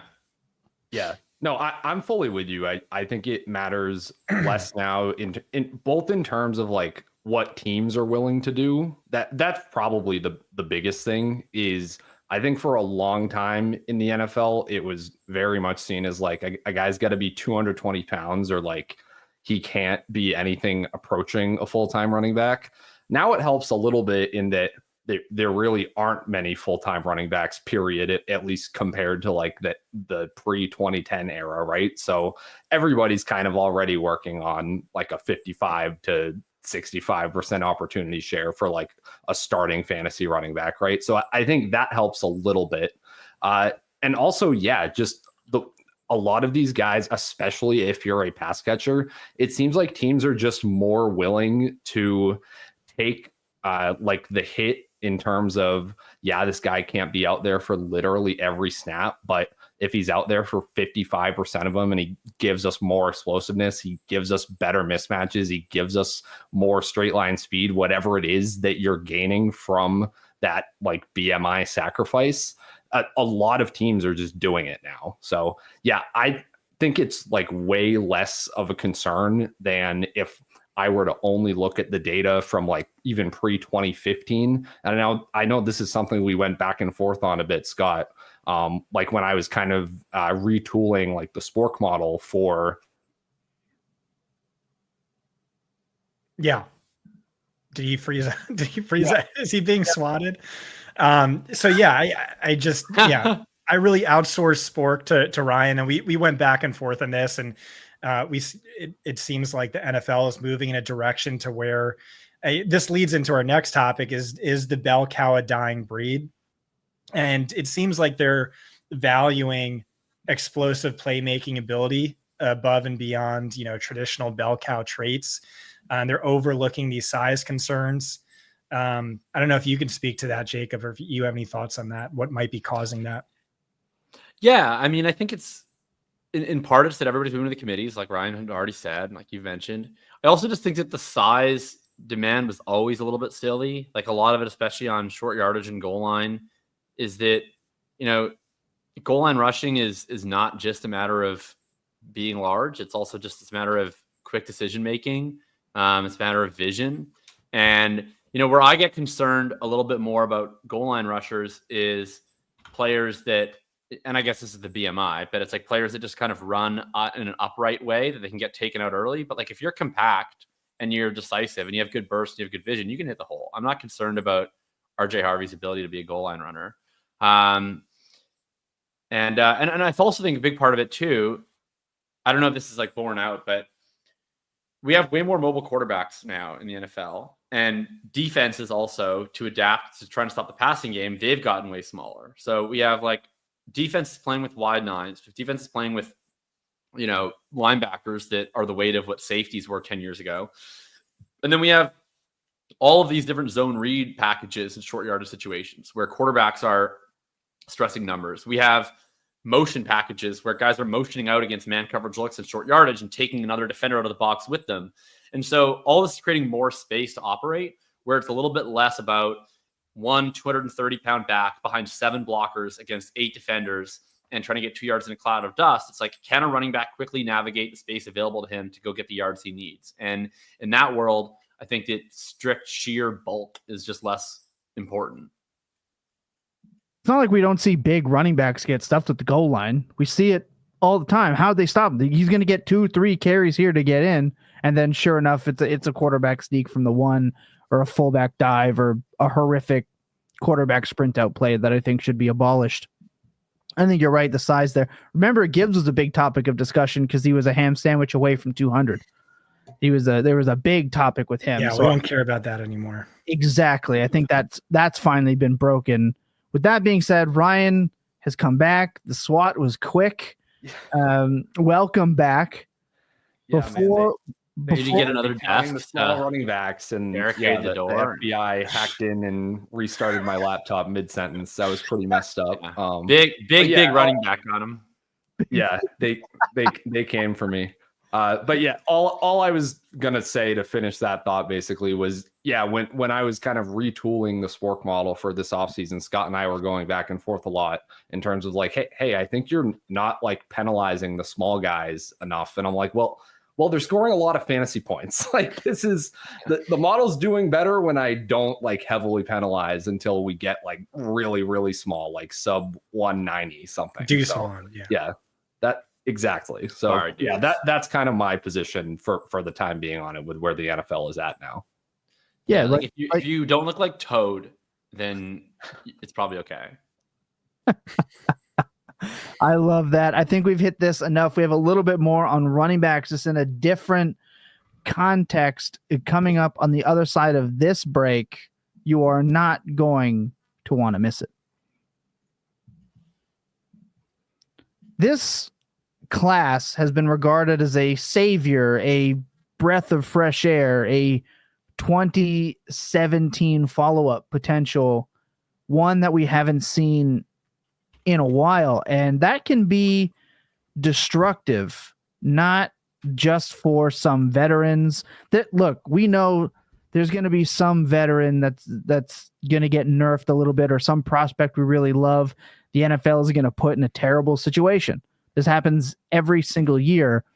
But that's not the type of destructive class we're going to talk about here. The last of a dying running back breed, as we alluded to earlier. Is the 2025 class, Ryan, the death of the bell cow?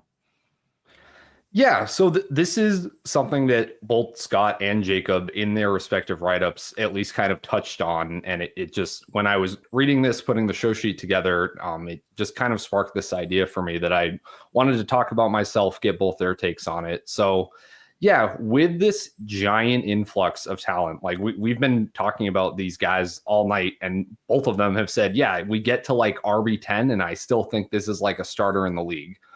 We can't add 10 like running back starters to the league right now and not have either a lot of them be splitting a backfield, or a lot of the current players in the league newly splitting backfields more heavily than they previously were, right?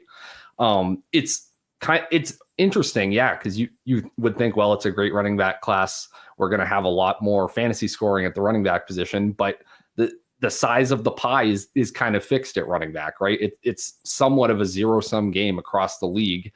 And as Jacob always talks about, there are certain teams that value running back a lot more. They're a lot more likely to spend up the like premium draft capital on a running back, even if they already have an entrenched starter at the position. So not only is there a lot more talent, we're also probably not going to see it just evenly distributed around the league.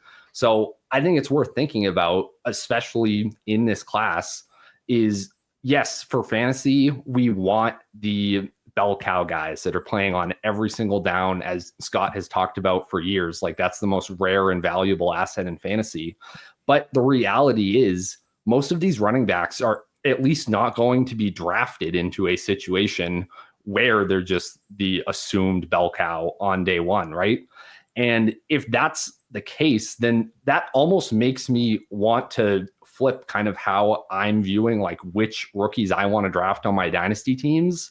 It not in terms of, okay, can this running back play on all 3 downs, but are they actually going to force their way on the field? Is there like a very clear identifiable skill and reason that a team will put them on the field for whatever the role is, whether they're an amazing pass catcher? If you're like a Travion Henderson and maybe you don't necessarily have like a workhorse profile, but a team is going to want to give you 50% of the touches where you can be incredibly efficient on them, do I start to value that more than like your kind of above replacement level, like adequate bell cow profile, maybe like a Cam Skattebo, right?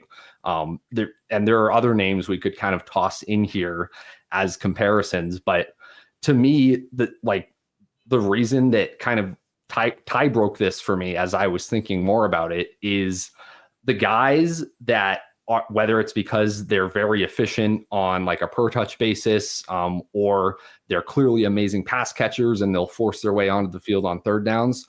Those guys, even if they aren't immediate starters for the RB1 on their NFL team, those guys tend to gain dynasty value pretty quickly, especially in fantasy circles where we get really excited about the yards per carry and the missed tackles forced and all of that.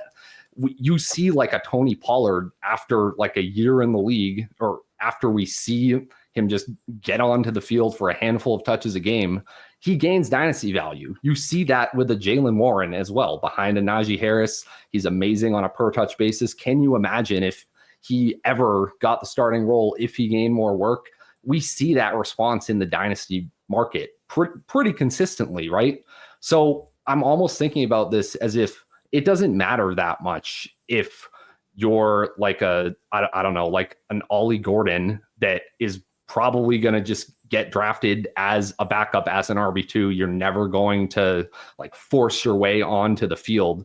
That's great. Like you have a 3-down profile, but you're going to get Zach Charbonnet, or you're more likely to, in my opinion, is kind of how I'm thinking of this. So yeah, I want to throw it to Jacob first, I guess. And like, just tell me how you kind of weigh like the 3-down, like fantasy ideal bell cow profile versus guys as you're prospecting that can at least do one thing really, really well that you think will get them on the field.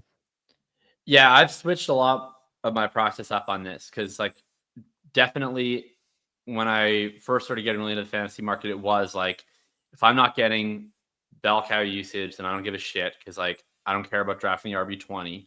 So I'd rather swing at, the guy who's either going to be a bell cow, or at least he's not going to be a bell cow. It's going to be a really great contingent back, rather than just sort of targeting these like RB19 types. But like we've just talked about, like things have changed the NFL meta. They've made who is going to be high value more unpredictable.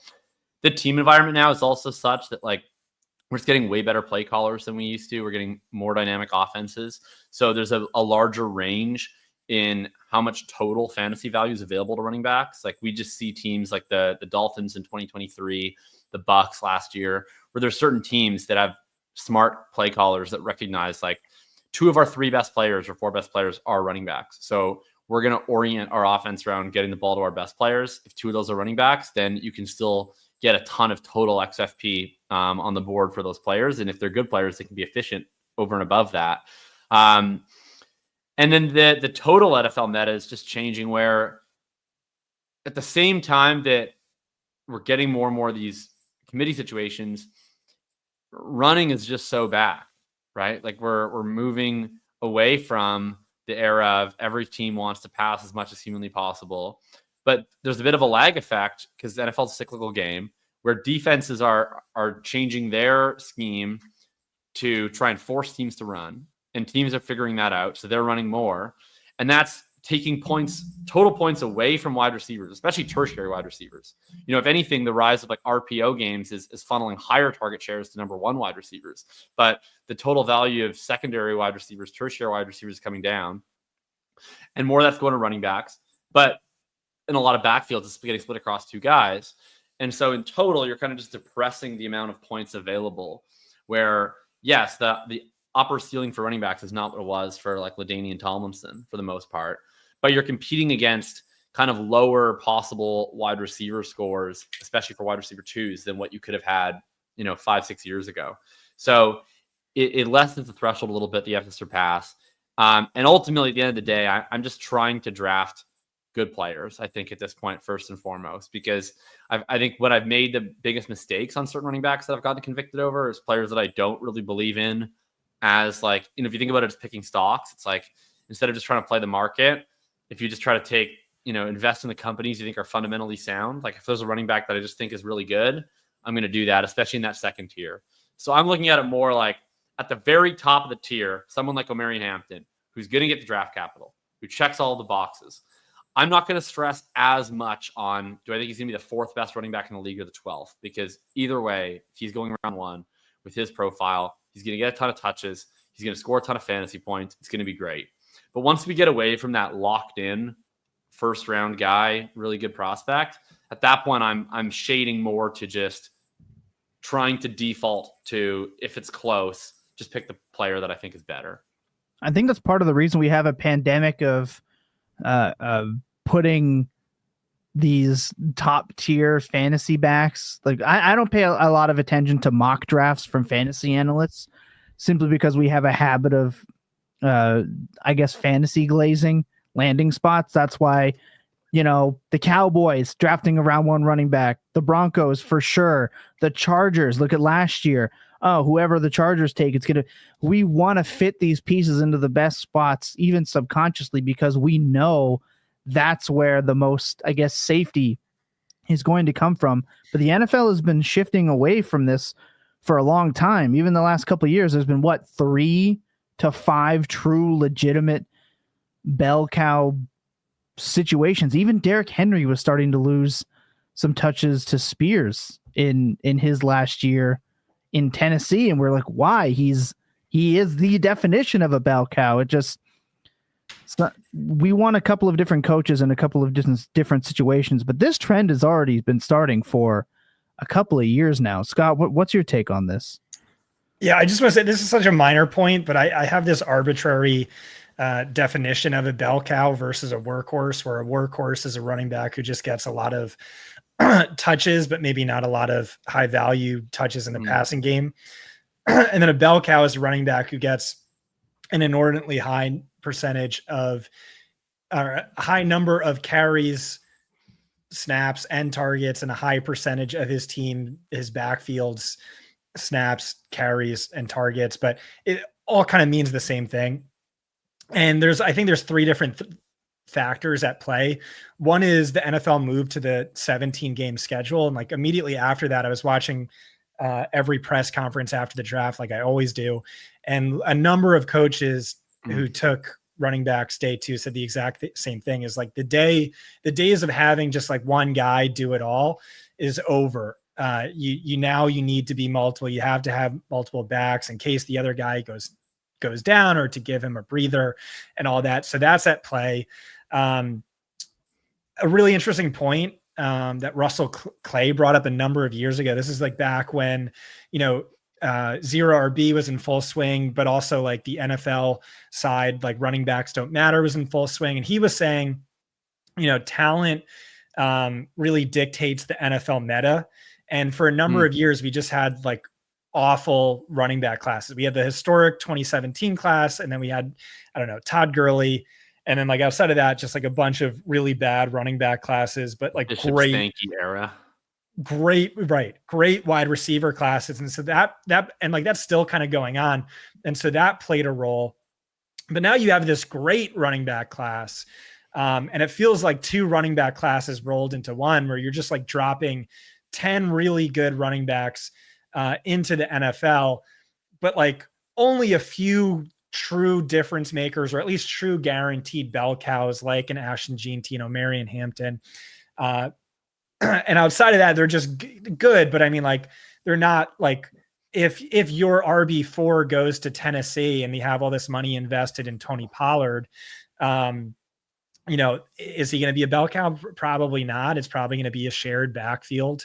And so that just like really eats into the upside. And like fantasy, we know, is a game like where upside is everything. And so you look at like current ADP right now, it's like, I'm legitimately really worried about any running back who's not one of the top 3 in Dynasty ADP.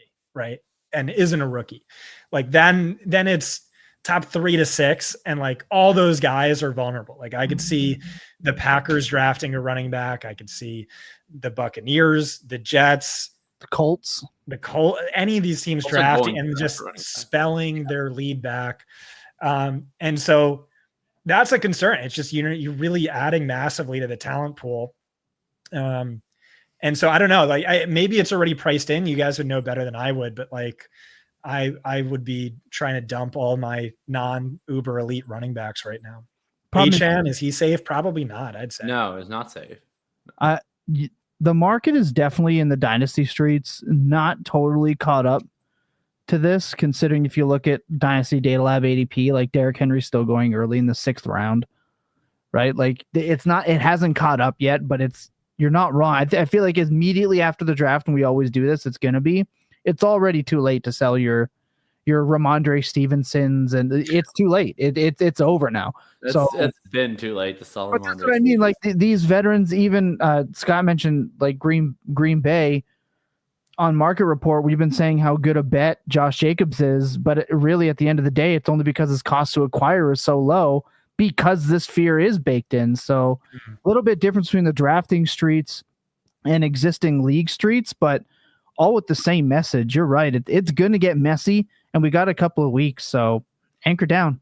There are still bets to make, right? Like a Rashad White, if you can get for cheap, like he's going to help you in Dynasty, but this, he will, trust me, when you need 8 per game, look, no running. When do you need 8 per game? Often,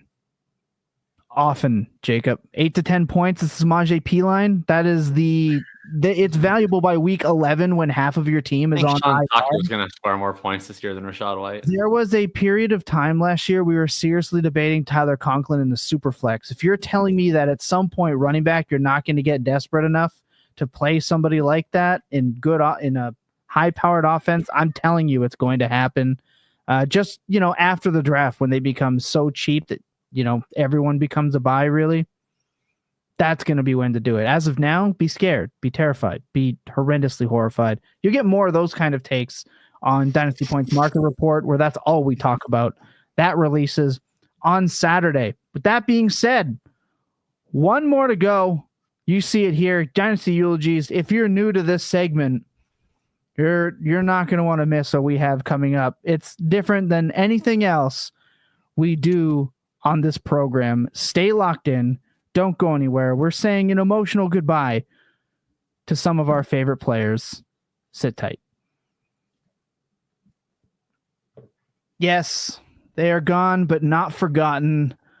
Some of our favorite fantasy players. And as I do, as we always do, music, I open the floor to a newcomer to fantasy football eulogies.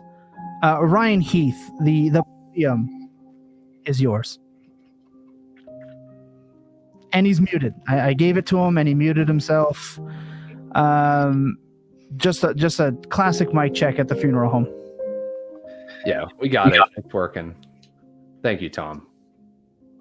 I wasn't supposed to fall in love with Christian Watson. I've long had a bias against hyper athletic wide receivers from FCS schools that the NFL overdrafts on day 2. But the moment he was catching bombs from a washed Aaron Rodgers as a rookie, averaging the same yards per route run as Tyreek Hill and Julio Jones did when they were rookies, and randomly giving me sweats in NFL showdown contests, which I've always been terrible at, he won my heart. Over the past 2 off seasons, I've written literally thousands of words touting Watson as a breakout candidate. First, it was because of the league-winning upside that I believed year 2 wide receivers uniquely possessed. But as time went on and his injuries got longer and more frequent, I just became increasingly desperate for any reason to believe. It's not that he was failing to translate downfield routes into fantasy points, as many deep threats do. It's just that he was getting unlucky and seeing one of the worst uncatchable deep target rates in the league. while his teammates were all ranking near the top. It just didn't make sense. And it's not that he was experiencing entirely foreseeable touchdown regression after his rookie year. He was still seeing the most valuable opportunities in the league, ranking top 3 in expected fantasy points per target over his career. And look, his chronic hamstring issues weren't going to derail his career and sap him of his downfield explosiveness. He was seeing a specialist at the University of Wisconsin and equalizing his hamstring mass. And that actually kind of worked. He led the NFL in average separation on go routes last year, and his hamstring didn't get hurt. So that was cool. But no matter how hard I believed, Watson could not escape 2 hard realities. One, the inevitability of our new ass and small sample per route efficiency god, Dontavian Wicks, and the crushing blow of a January ACL tear that will make him lucky to play another regular season snap on his rookie contract. And look, acceptance can take time. It took until this past weekend for me to realize that I wouldn't even take Watson to swap my late second rounder with a 2026 third. It crushed me to realize that I'd rather stick it to Jacob Scott and Brett Whitefield by drafting RJ Harvey rather than pick up another Watson share. But now, instead of being sad that it's over, above all, I'm thankful that Christian Watson happened to me. I will cherish his memory as a living Dynasty asset and fixture of my Twitter bio forever. Let his soul rest. Also, his dad retweeted me last month, and that was pretty cool. It's always hard to say goodbye to our first, and we salute you, Christian Will Fuller Watson.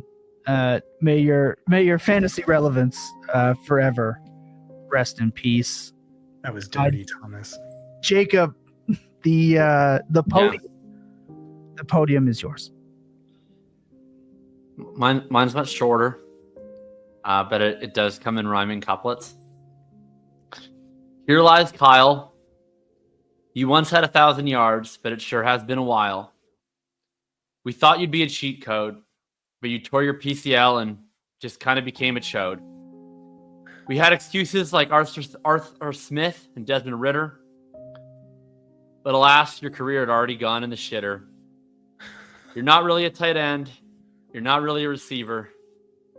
I was once your biggest believer, but now I'm just a griever. Amen. Wow. That was so good. R.I.P. Kyle Pitts. Not our first. You see your boy Max Toscano, what he's calling him? What specifically? He's just Mike Gesicki 2.0. Oh yeah. I mean, I think Mike's like faster. At this point. Yeah. The thing is with Kyle Pitts is like he was probably never going to be as good as we dreamed, but then he also like just perma-fucked his knee, so now he's like even worse than what he would have been. Yeah. So I don't even know what he is. Yeah. Just sad. So I don't have anything prepared. That was phenomenal. So I pulled up. I have to do this on the fly. I pulled up Dynasty ADP, right? And so right at the top, I got stuck, and I'm like, I can't do that. I can't do that. So I scrolled down, and I'm like, Kyron Williams. I mean, that's so easy.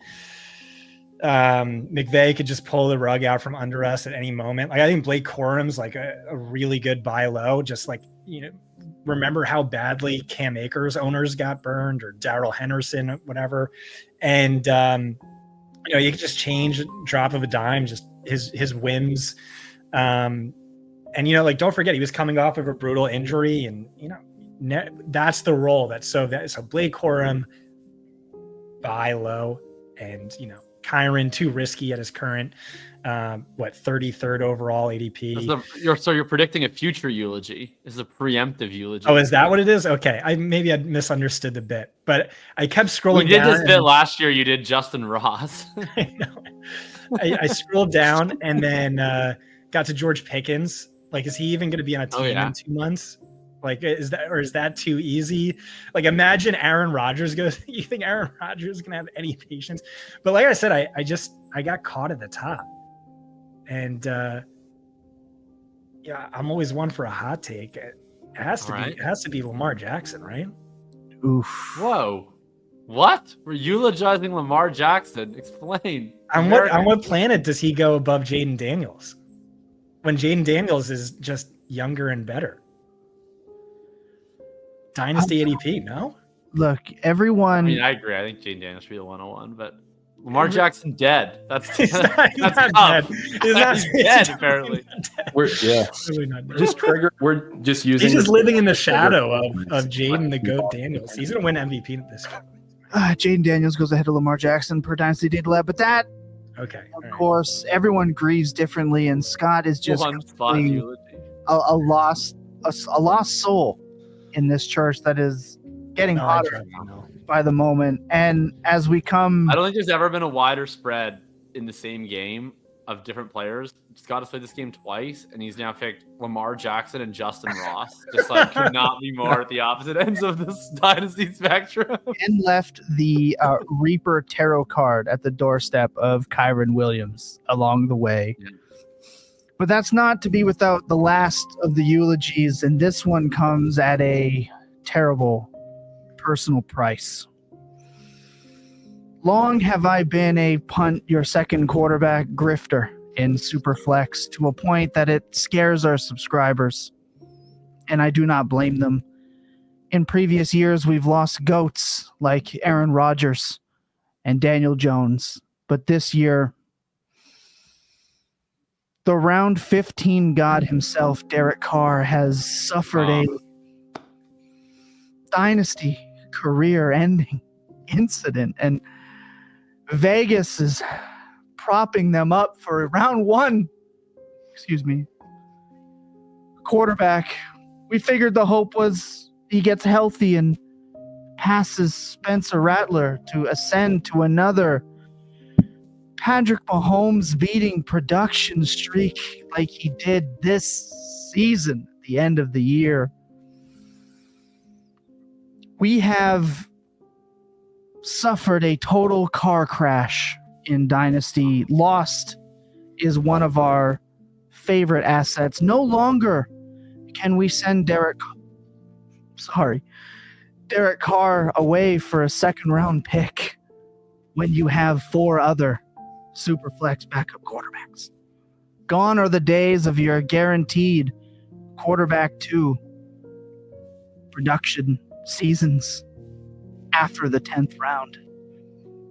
It's with a heavy heart that I must retire from rostering 40% Derek Carr in my dynasty career. So long, sweet prince.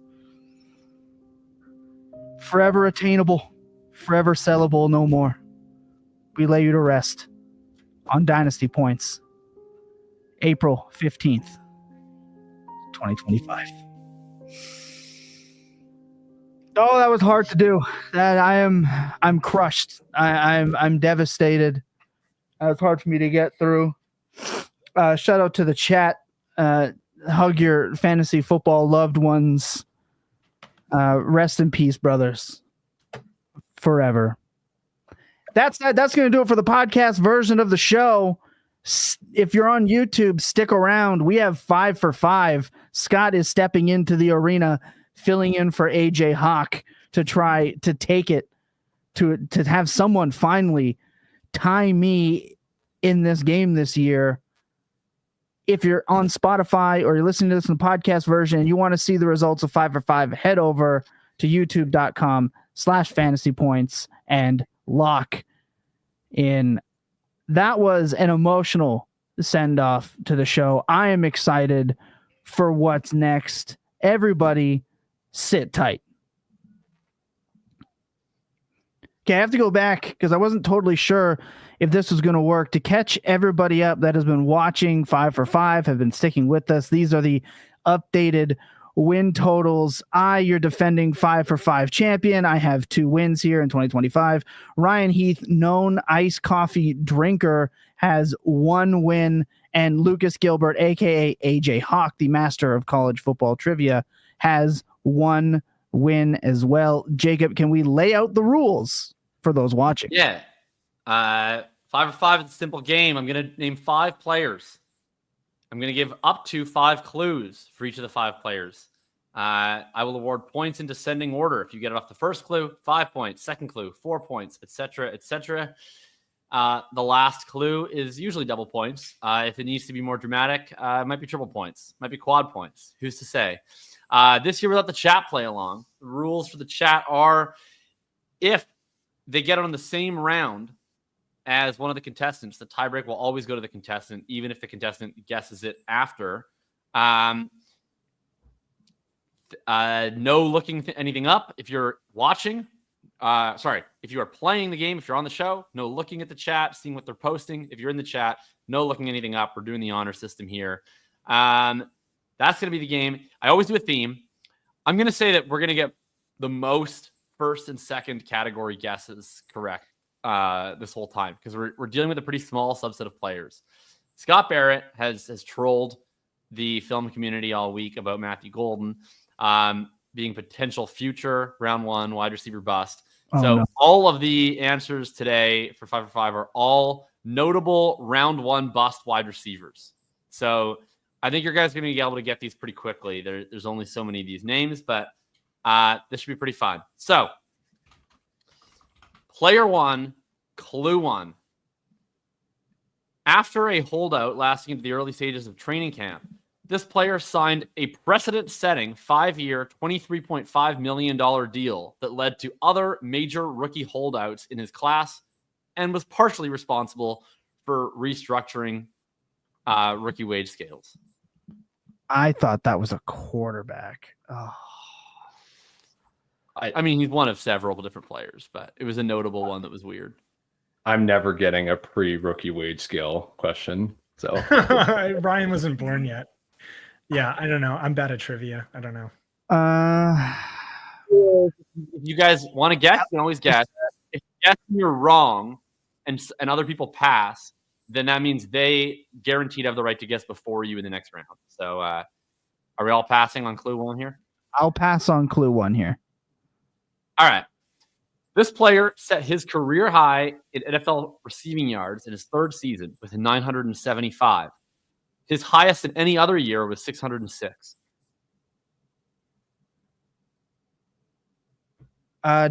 Justin Blackman? Ooh. Incorrect. Anyone else want to take a shot? Or do you want to make sure you can guess before Tom in round number 3? Yeah, I'll need that extra. Yeah. All right. In the year of his career high receiving yards, the next 3 players on his team in receptions were Michael Bush, Denarius Moore, and Kevin Boss.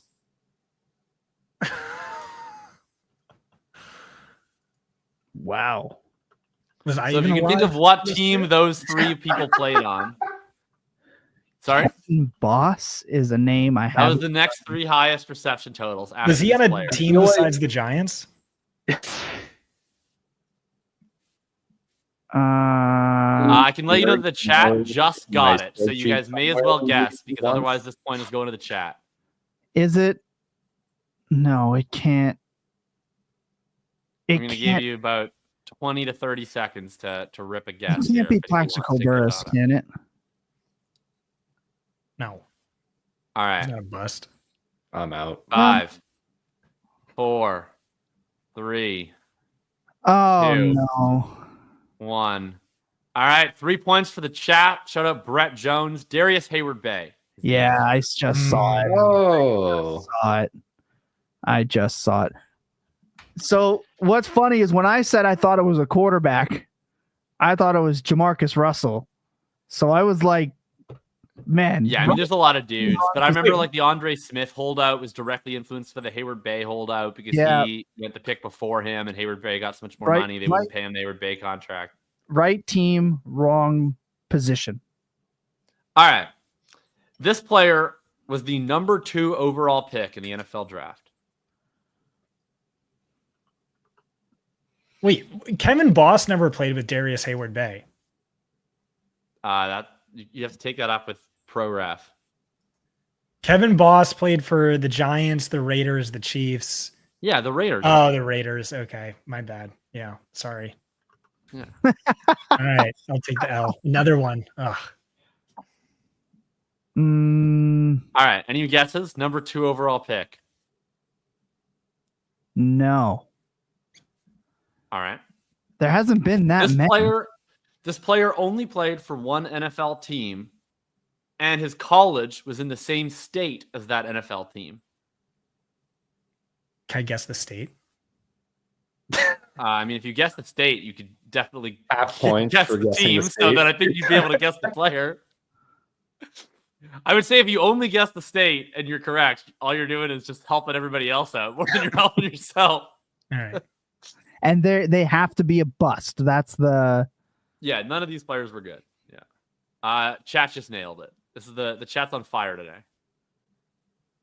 Chat has not won yet this season. So this will be the first time for the chat. Anyone want to guess? Same state, college, and NFL, number 2 overall pick. There's only one notable number 2 overall wide receiver bust. I feel like you guys should have got it instantly. I don't Roy Williams? Charles Rogers. Tom is correct. You get the points. Thank you. Thank All you. right. I will say shout out to Pepper Tony. Tom gets in the same round, so he gets the 4, but Pepper Tony's on point. I had to go through every Madden that I had ever played mentally and like pick which rookie never worked out. Roy Williams was 7th overall. That was not bad. Same, but that was like right in the same range. Same team. I think it was like 1 year apart. That was when the Lions were just drafting a new wide receiver, the top 10 every single year. Right. And Charles Rogers, Michigan State, and then obviously he had the hands X Factor ability in Madden, which is why I remember. That was back in the era of Madden, where like I'm pretty sure if you were a rising star, there was like a blue 3-dimensional star thing that floated around by your name.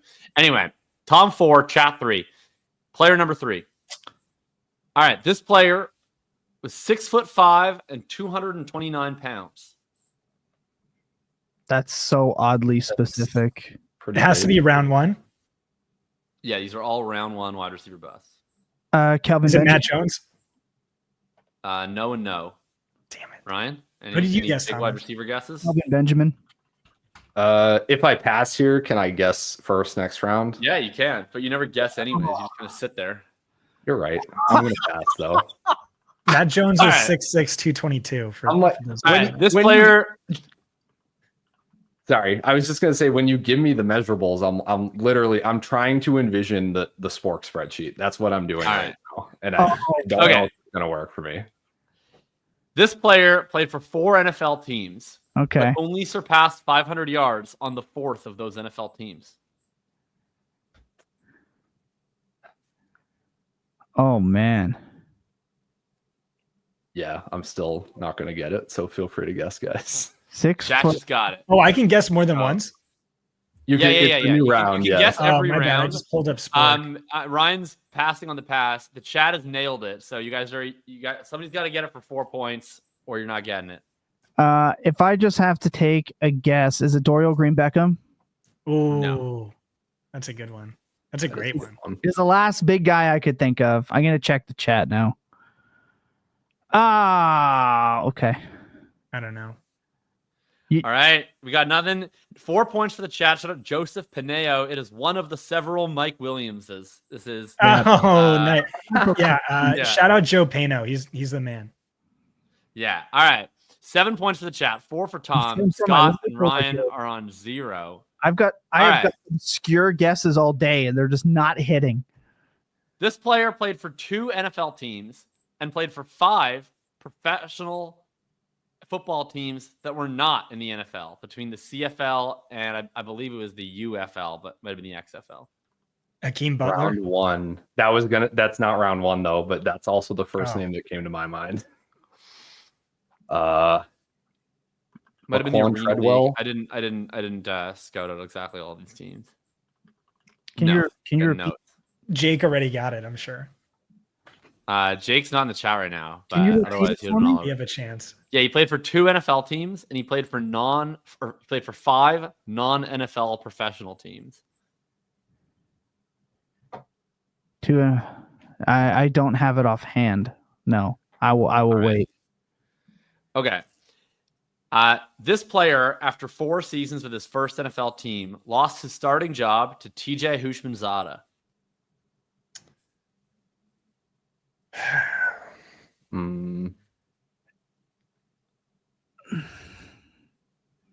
Oh my gosh, I feel like I can see him. Is it I need to know his first name too.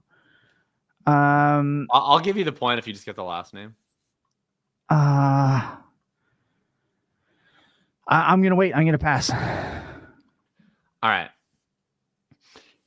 This player had over 1,000 kick and punt return yards and 3,500 receiving yards for Florida State University, where he was a national champion and Sugar Bowl MVP. Oh my gosh. This is killing me. If you lost your job to Hushmanzada, that's a little before my time. Joe Pineo just nailed another one. So 3 points here. Someone's got to get this, or it's going Joe's to the chat. man. We can have our first ever chat win. He's got it. I think you said I can get it with just the last name. I'll give you if you get just the last name. Yeah. I don't even know who this is. I just cheated and looked It's it up. Warwick. Yeah. Yeah. I always get confused with the running back's first name for Warwick, but I don't know his first I'm name. giving you the points for Warwick. I don't need the first name. Okay, Yeah. I'll take it. Yeah. Peter Warwick is the first name.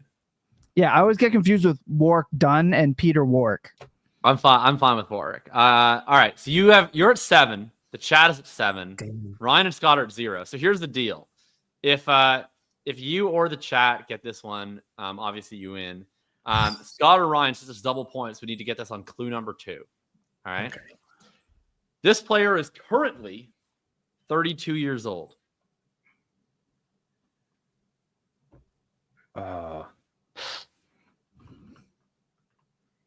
Okay, I'm gonna pass. Josh Anybody? Doctson. No. All right. Clue number 2. In one college season, his final college season accounted for nearly 75% of his total college receiving yards. Makes sense because he was a bust, late breakout. Hold on. I would argue this is like the quintessential John Ross. No, but that's like in the wheelhouse for sure. Am I allowed to guess multiple times in the same round? I'll just for fun, I will just tell you that he went the same exact pick slot as John Ross. Chat just got it. So this is Ryan or Tom gets it. Wait. And you win. Otherwise, the chat finally wins one. I think I know exactly. 32. You said it's in the wheelhouse as John Ross? Well, Same pick slot. I guess they're all in the same wheelhouse, but it's like Scott's answer on John Ross having the 1-year wonder production was a pretty good guess for being wrong. Do I give you points for good guesses? No, but you get my appreciation. Is it? Oh, did you hear my guess? Is it Laquan Treadwell? Not Laquan Treadwell. Tom, it's all on you. You win or the chat. You're gonna have to update the graphic to give the chat points if you don't get this. Oh no! Give you I don't even have it in there. 4, 3, Kevin White. 2. He got it. That's a Oh buzzer. my god! Damn, that would have been my second guess. Rashad Perriman would have been my third. They're all like the same guy. The chat is denied at the last second. Way to go, Almost Tom. Oh, I own this game. Oh, I don't know who it was in the chat that was trying to come. No, the chat did not have that on the first clue, Lucas. I was watching close. Oh, Has Ryan gotten a point all year? Yeah, he won one time. First He had game. 0 points, and then he got Tom Brady on the first clue, I almost thought based entirely off his 40-yard dash time. I came so close to an Aguilar or Rieger, but Rieger's not old enough. I don't know. Yeah, I think I had the right draft class at least, right? I did the math. Lucas is trying to use the chat. He's saying they're delayed. Sorry, chat. There's 7,000 of you. You guys already have enough advantages. If you think the game's rigged against you, then the fact we even let you play is a sign of my benevolent dictatorship. So keep complaining, and you don't get to play anymore. Let me look at the chat just to see where we're at. I love that Lucas is takes a week off the show and becomes the chat's rights activist. What is it? He said someone said there should be a tiebreaker. We got a lot of Corey Coleman's. I considered a lot of Mike Williams. Someone said Lions. Claypool was an interesting poll. As is tradition. I have one for super special secret bonus round. Jacob, you could play for round one bus. Justin Ross. No. He's not hitting. He did not go in round one. Let me tell you. I was flirting it out. Your first hint. Are you guys ready? I'm so ready. His dad's name is Marvin Harrison Sr. There's no better way. There's no better way to send. Chat's gonna get that in 10 seconds because they're on a delay. They're good. Look, shout out to the chat. You guys pushed me. I had to go back through Madden and push myself to the limits. Love all you guys for watching. Obviously, I want to thank my agent. I want to thank my years of having no girlfriends, just locking myself inside, playing copious amounts of Madden for this victory. It's always a pleasure to show up and show out.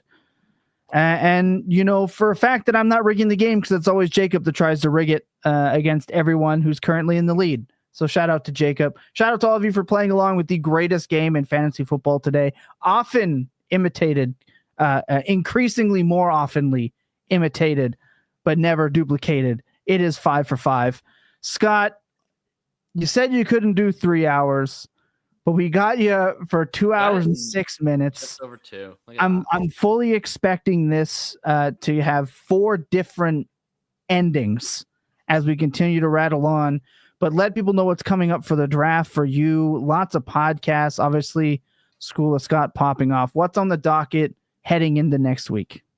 Running back article drops tomorrow, and then I don't know. I think Theo and I are going to record about 8 podcasts before the draft, and then after the draft, I do one of my favorite things ever. I watch every single post-draft press conference. I make notes of it. I turn that into a podcast. I'm going to tag team up with Coach Speak Index this year. We're going to do that together. So be on the lookout for that. There's always really valuable intel that kind of shapes my opinion and changes some of my rankings around a little bit. So be on the lookout for that. We might find out what position Travis Hunter is going to play. Turns out that'll be the most anticipated press. Never will. I think this will be the most influential post-draft press conference in Dynasty history. Is whatever team drafts Travis Hunter, whatever they say about what position he'll play. He could be the 102 or the 1 or the 203, just depending on that press conference. So we have Eric Titus asking live fantasy points draft. So not only are we live on draft night, day 1 and day 2, myself, Theo Greminger, and Brett Whitefield will be locking day 1 and day 2 down. But day 3, Dynasty Points gets to take over the show. Ryan, Lucas, Jacob, myself, Andy Buckler from Market Report. We're all crashing the scene for day 3. That's when we do the drinks. I'll be drinking twice as many disgusting drinks when Luther Burden doesn't go in round 1. So looking forward to that side. Yeah, paid off. So I get the deal, Scott, is we do our weekly picks game. Whoever wins that gets to pick whatever everybody else has to drink. And then Ryan doubled down on me about a month ago. He went double or nothing on Luther Burden going round 1.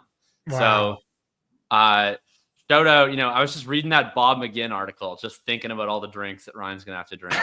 Last year it was pickleback shots. And let me tell you, doing those and trying to be excited still about round 5 was a challenge, but we do it for you guys. It's our way of saying thank you. We're going to break down everything that happens over the first couple of days on the draft. So lots of live. And then as for a live fantasy points draft, we are doing a Dynasty startup draft live on air. if I'm not mistaken, it's next week. I got to talk to Theo Greminger about it, but it's going to have everyone from Dynasty Points, Trey, Camberling, producer extraordinaire, just a full Fantasy Points live startup draft, a fast draft. It's going to be different. It's going to be unique. We don't do those, but we do it all for you guys. Lots happening here with. I'll be a guest on it. I won't be a co-host this year. Brett kicked me off because he says my ADD is too bad. So I'll be a guest with only on the live draft shot. An hour. Yeah. Yeah. I will tentatively be there for an hour. I'm on the board of the circus, and what? We have a board meeting that night, which I didn't realize initially. You're a part of the circus? I'm on the board of directors for the circus. What circus? The Ringling Brothers? No, it's called Circus West. It's like the local Vancouver, British Columbia circus. Why'd you get involved with the circus? See, this is exit 2. But why did I get involved with the circus? Literally, it was just our firm had done some work for them in the past, and they wanted some of the legal experience on their board. And I was hoping you were going to say I'm a trapeze hobbyist or something. No, I'm not. But I was pretty pumped. I love I love entertainment, and I've never done anything with circus, but I've have a theater background. I was raised at a carnival. I was raised at a carnival. But what I didn't know is that they would have a board meeting during the draft night, which was devastating to learn. So I think that I'm going to try and appear at the meeting virtually, and then hop on with Brett and the gang for some round 1 stuff. So it'll be fun. Yeah, can't wait. Lots of stuff happening. And look, with Theo Greminger around, I've said since we have started doing podcasts and live streams for Fantasy Points, this is going into our 3rd year now. I've always said that getting more and more Dynasty content on the website and on YouTube and in the podcast feeds has been a major driving force for me. I've harassed Scott about it for years, and we are making it happen. Theo Greminger, Dynasty Life, lots more content with School of Scott, of course, First Read, Fantasy Football Daily. There's so much Dynasty content coming your way, and it's not slowing down for the draft. With all that being said, we can't thank Scott enough for taking time out of his incredibly busy day to hang out with us like he does every year. Hopefully we get him back one more time for the offseason. Shout out to Lucas spending time in the chat with us, even though he couldn't be here tonight. Shout out to all of you. Without you, there's no show. We love you. Leave a comment. Let us know if the 5 for 5 was a scam or not as soon as this video ends. Always remember that there are people on the other side of those screens. Be kind to one another in those trade negotiations. Unless you're trying to sell me some crap, you're getting a gift or two. Remember that clear eyes and full hearts can never lose, and that your best days, well, hot damn, they're always spent tilting. Good night, everybody. What? Why are you shaking your head? You're welcome.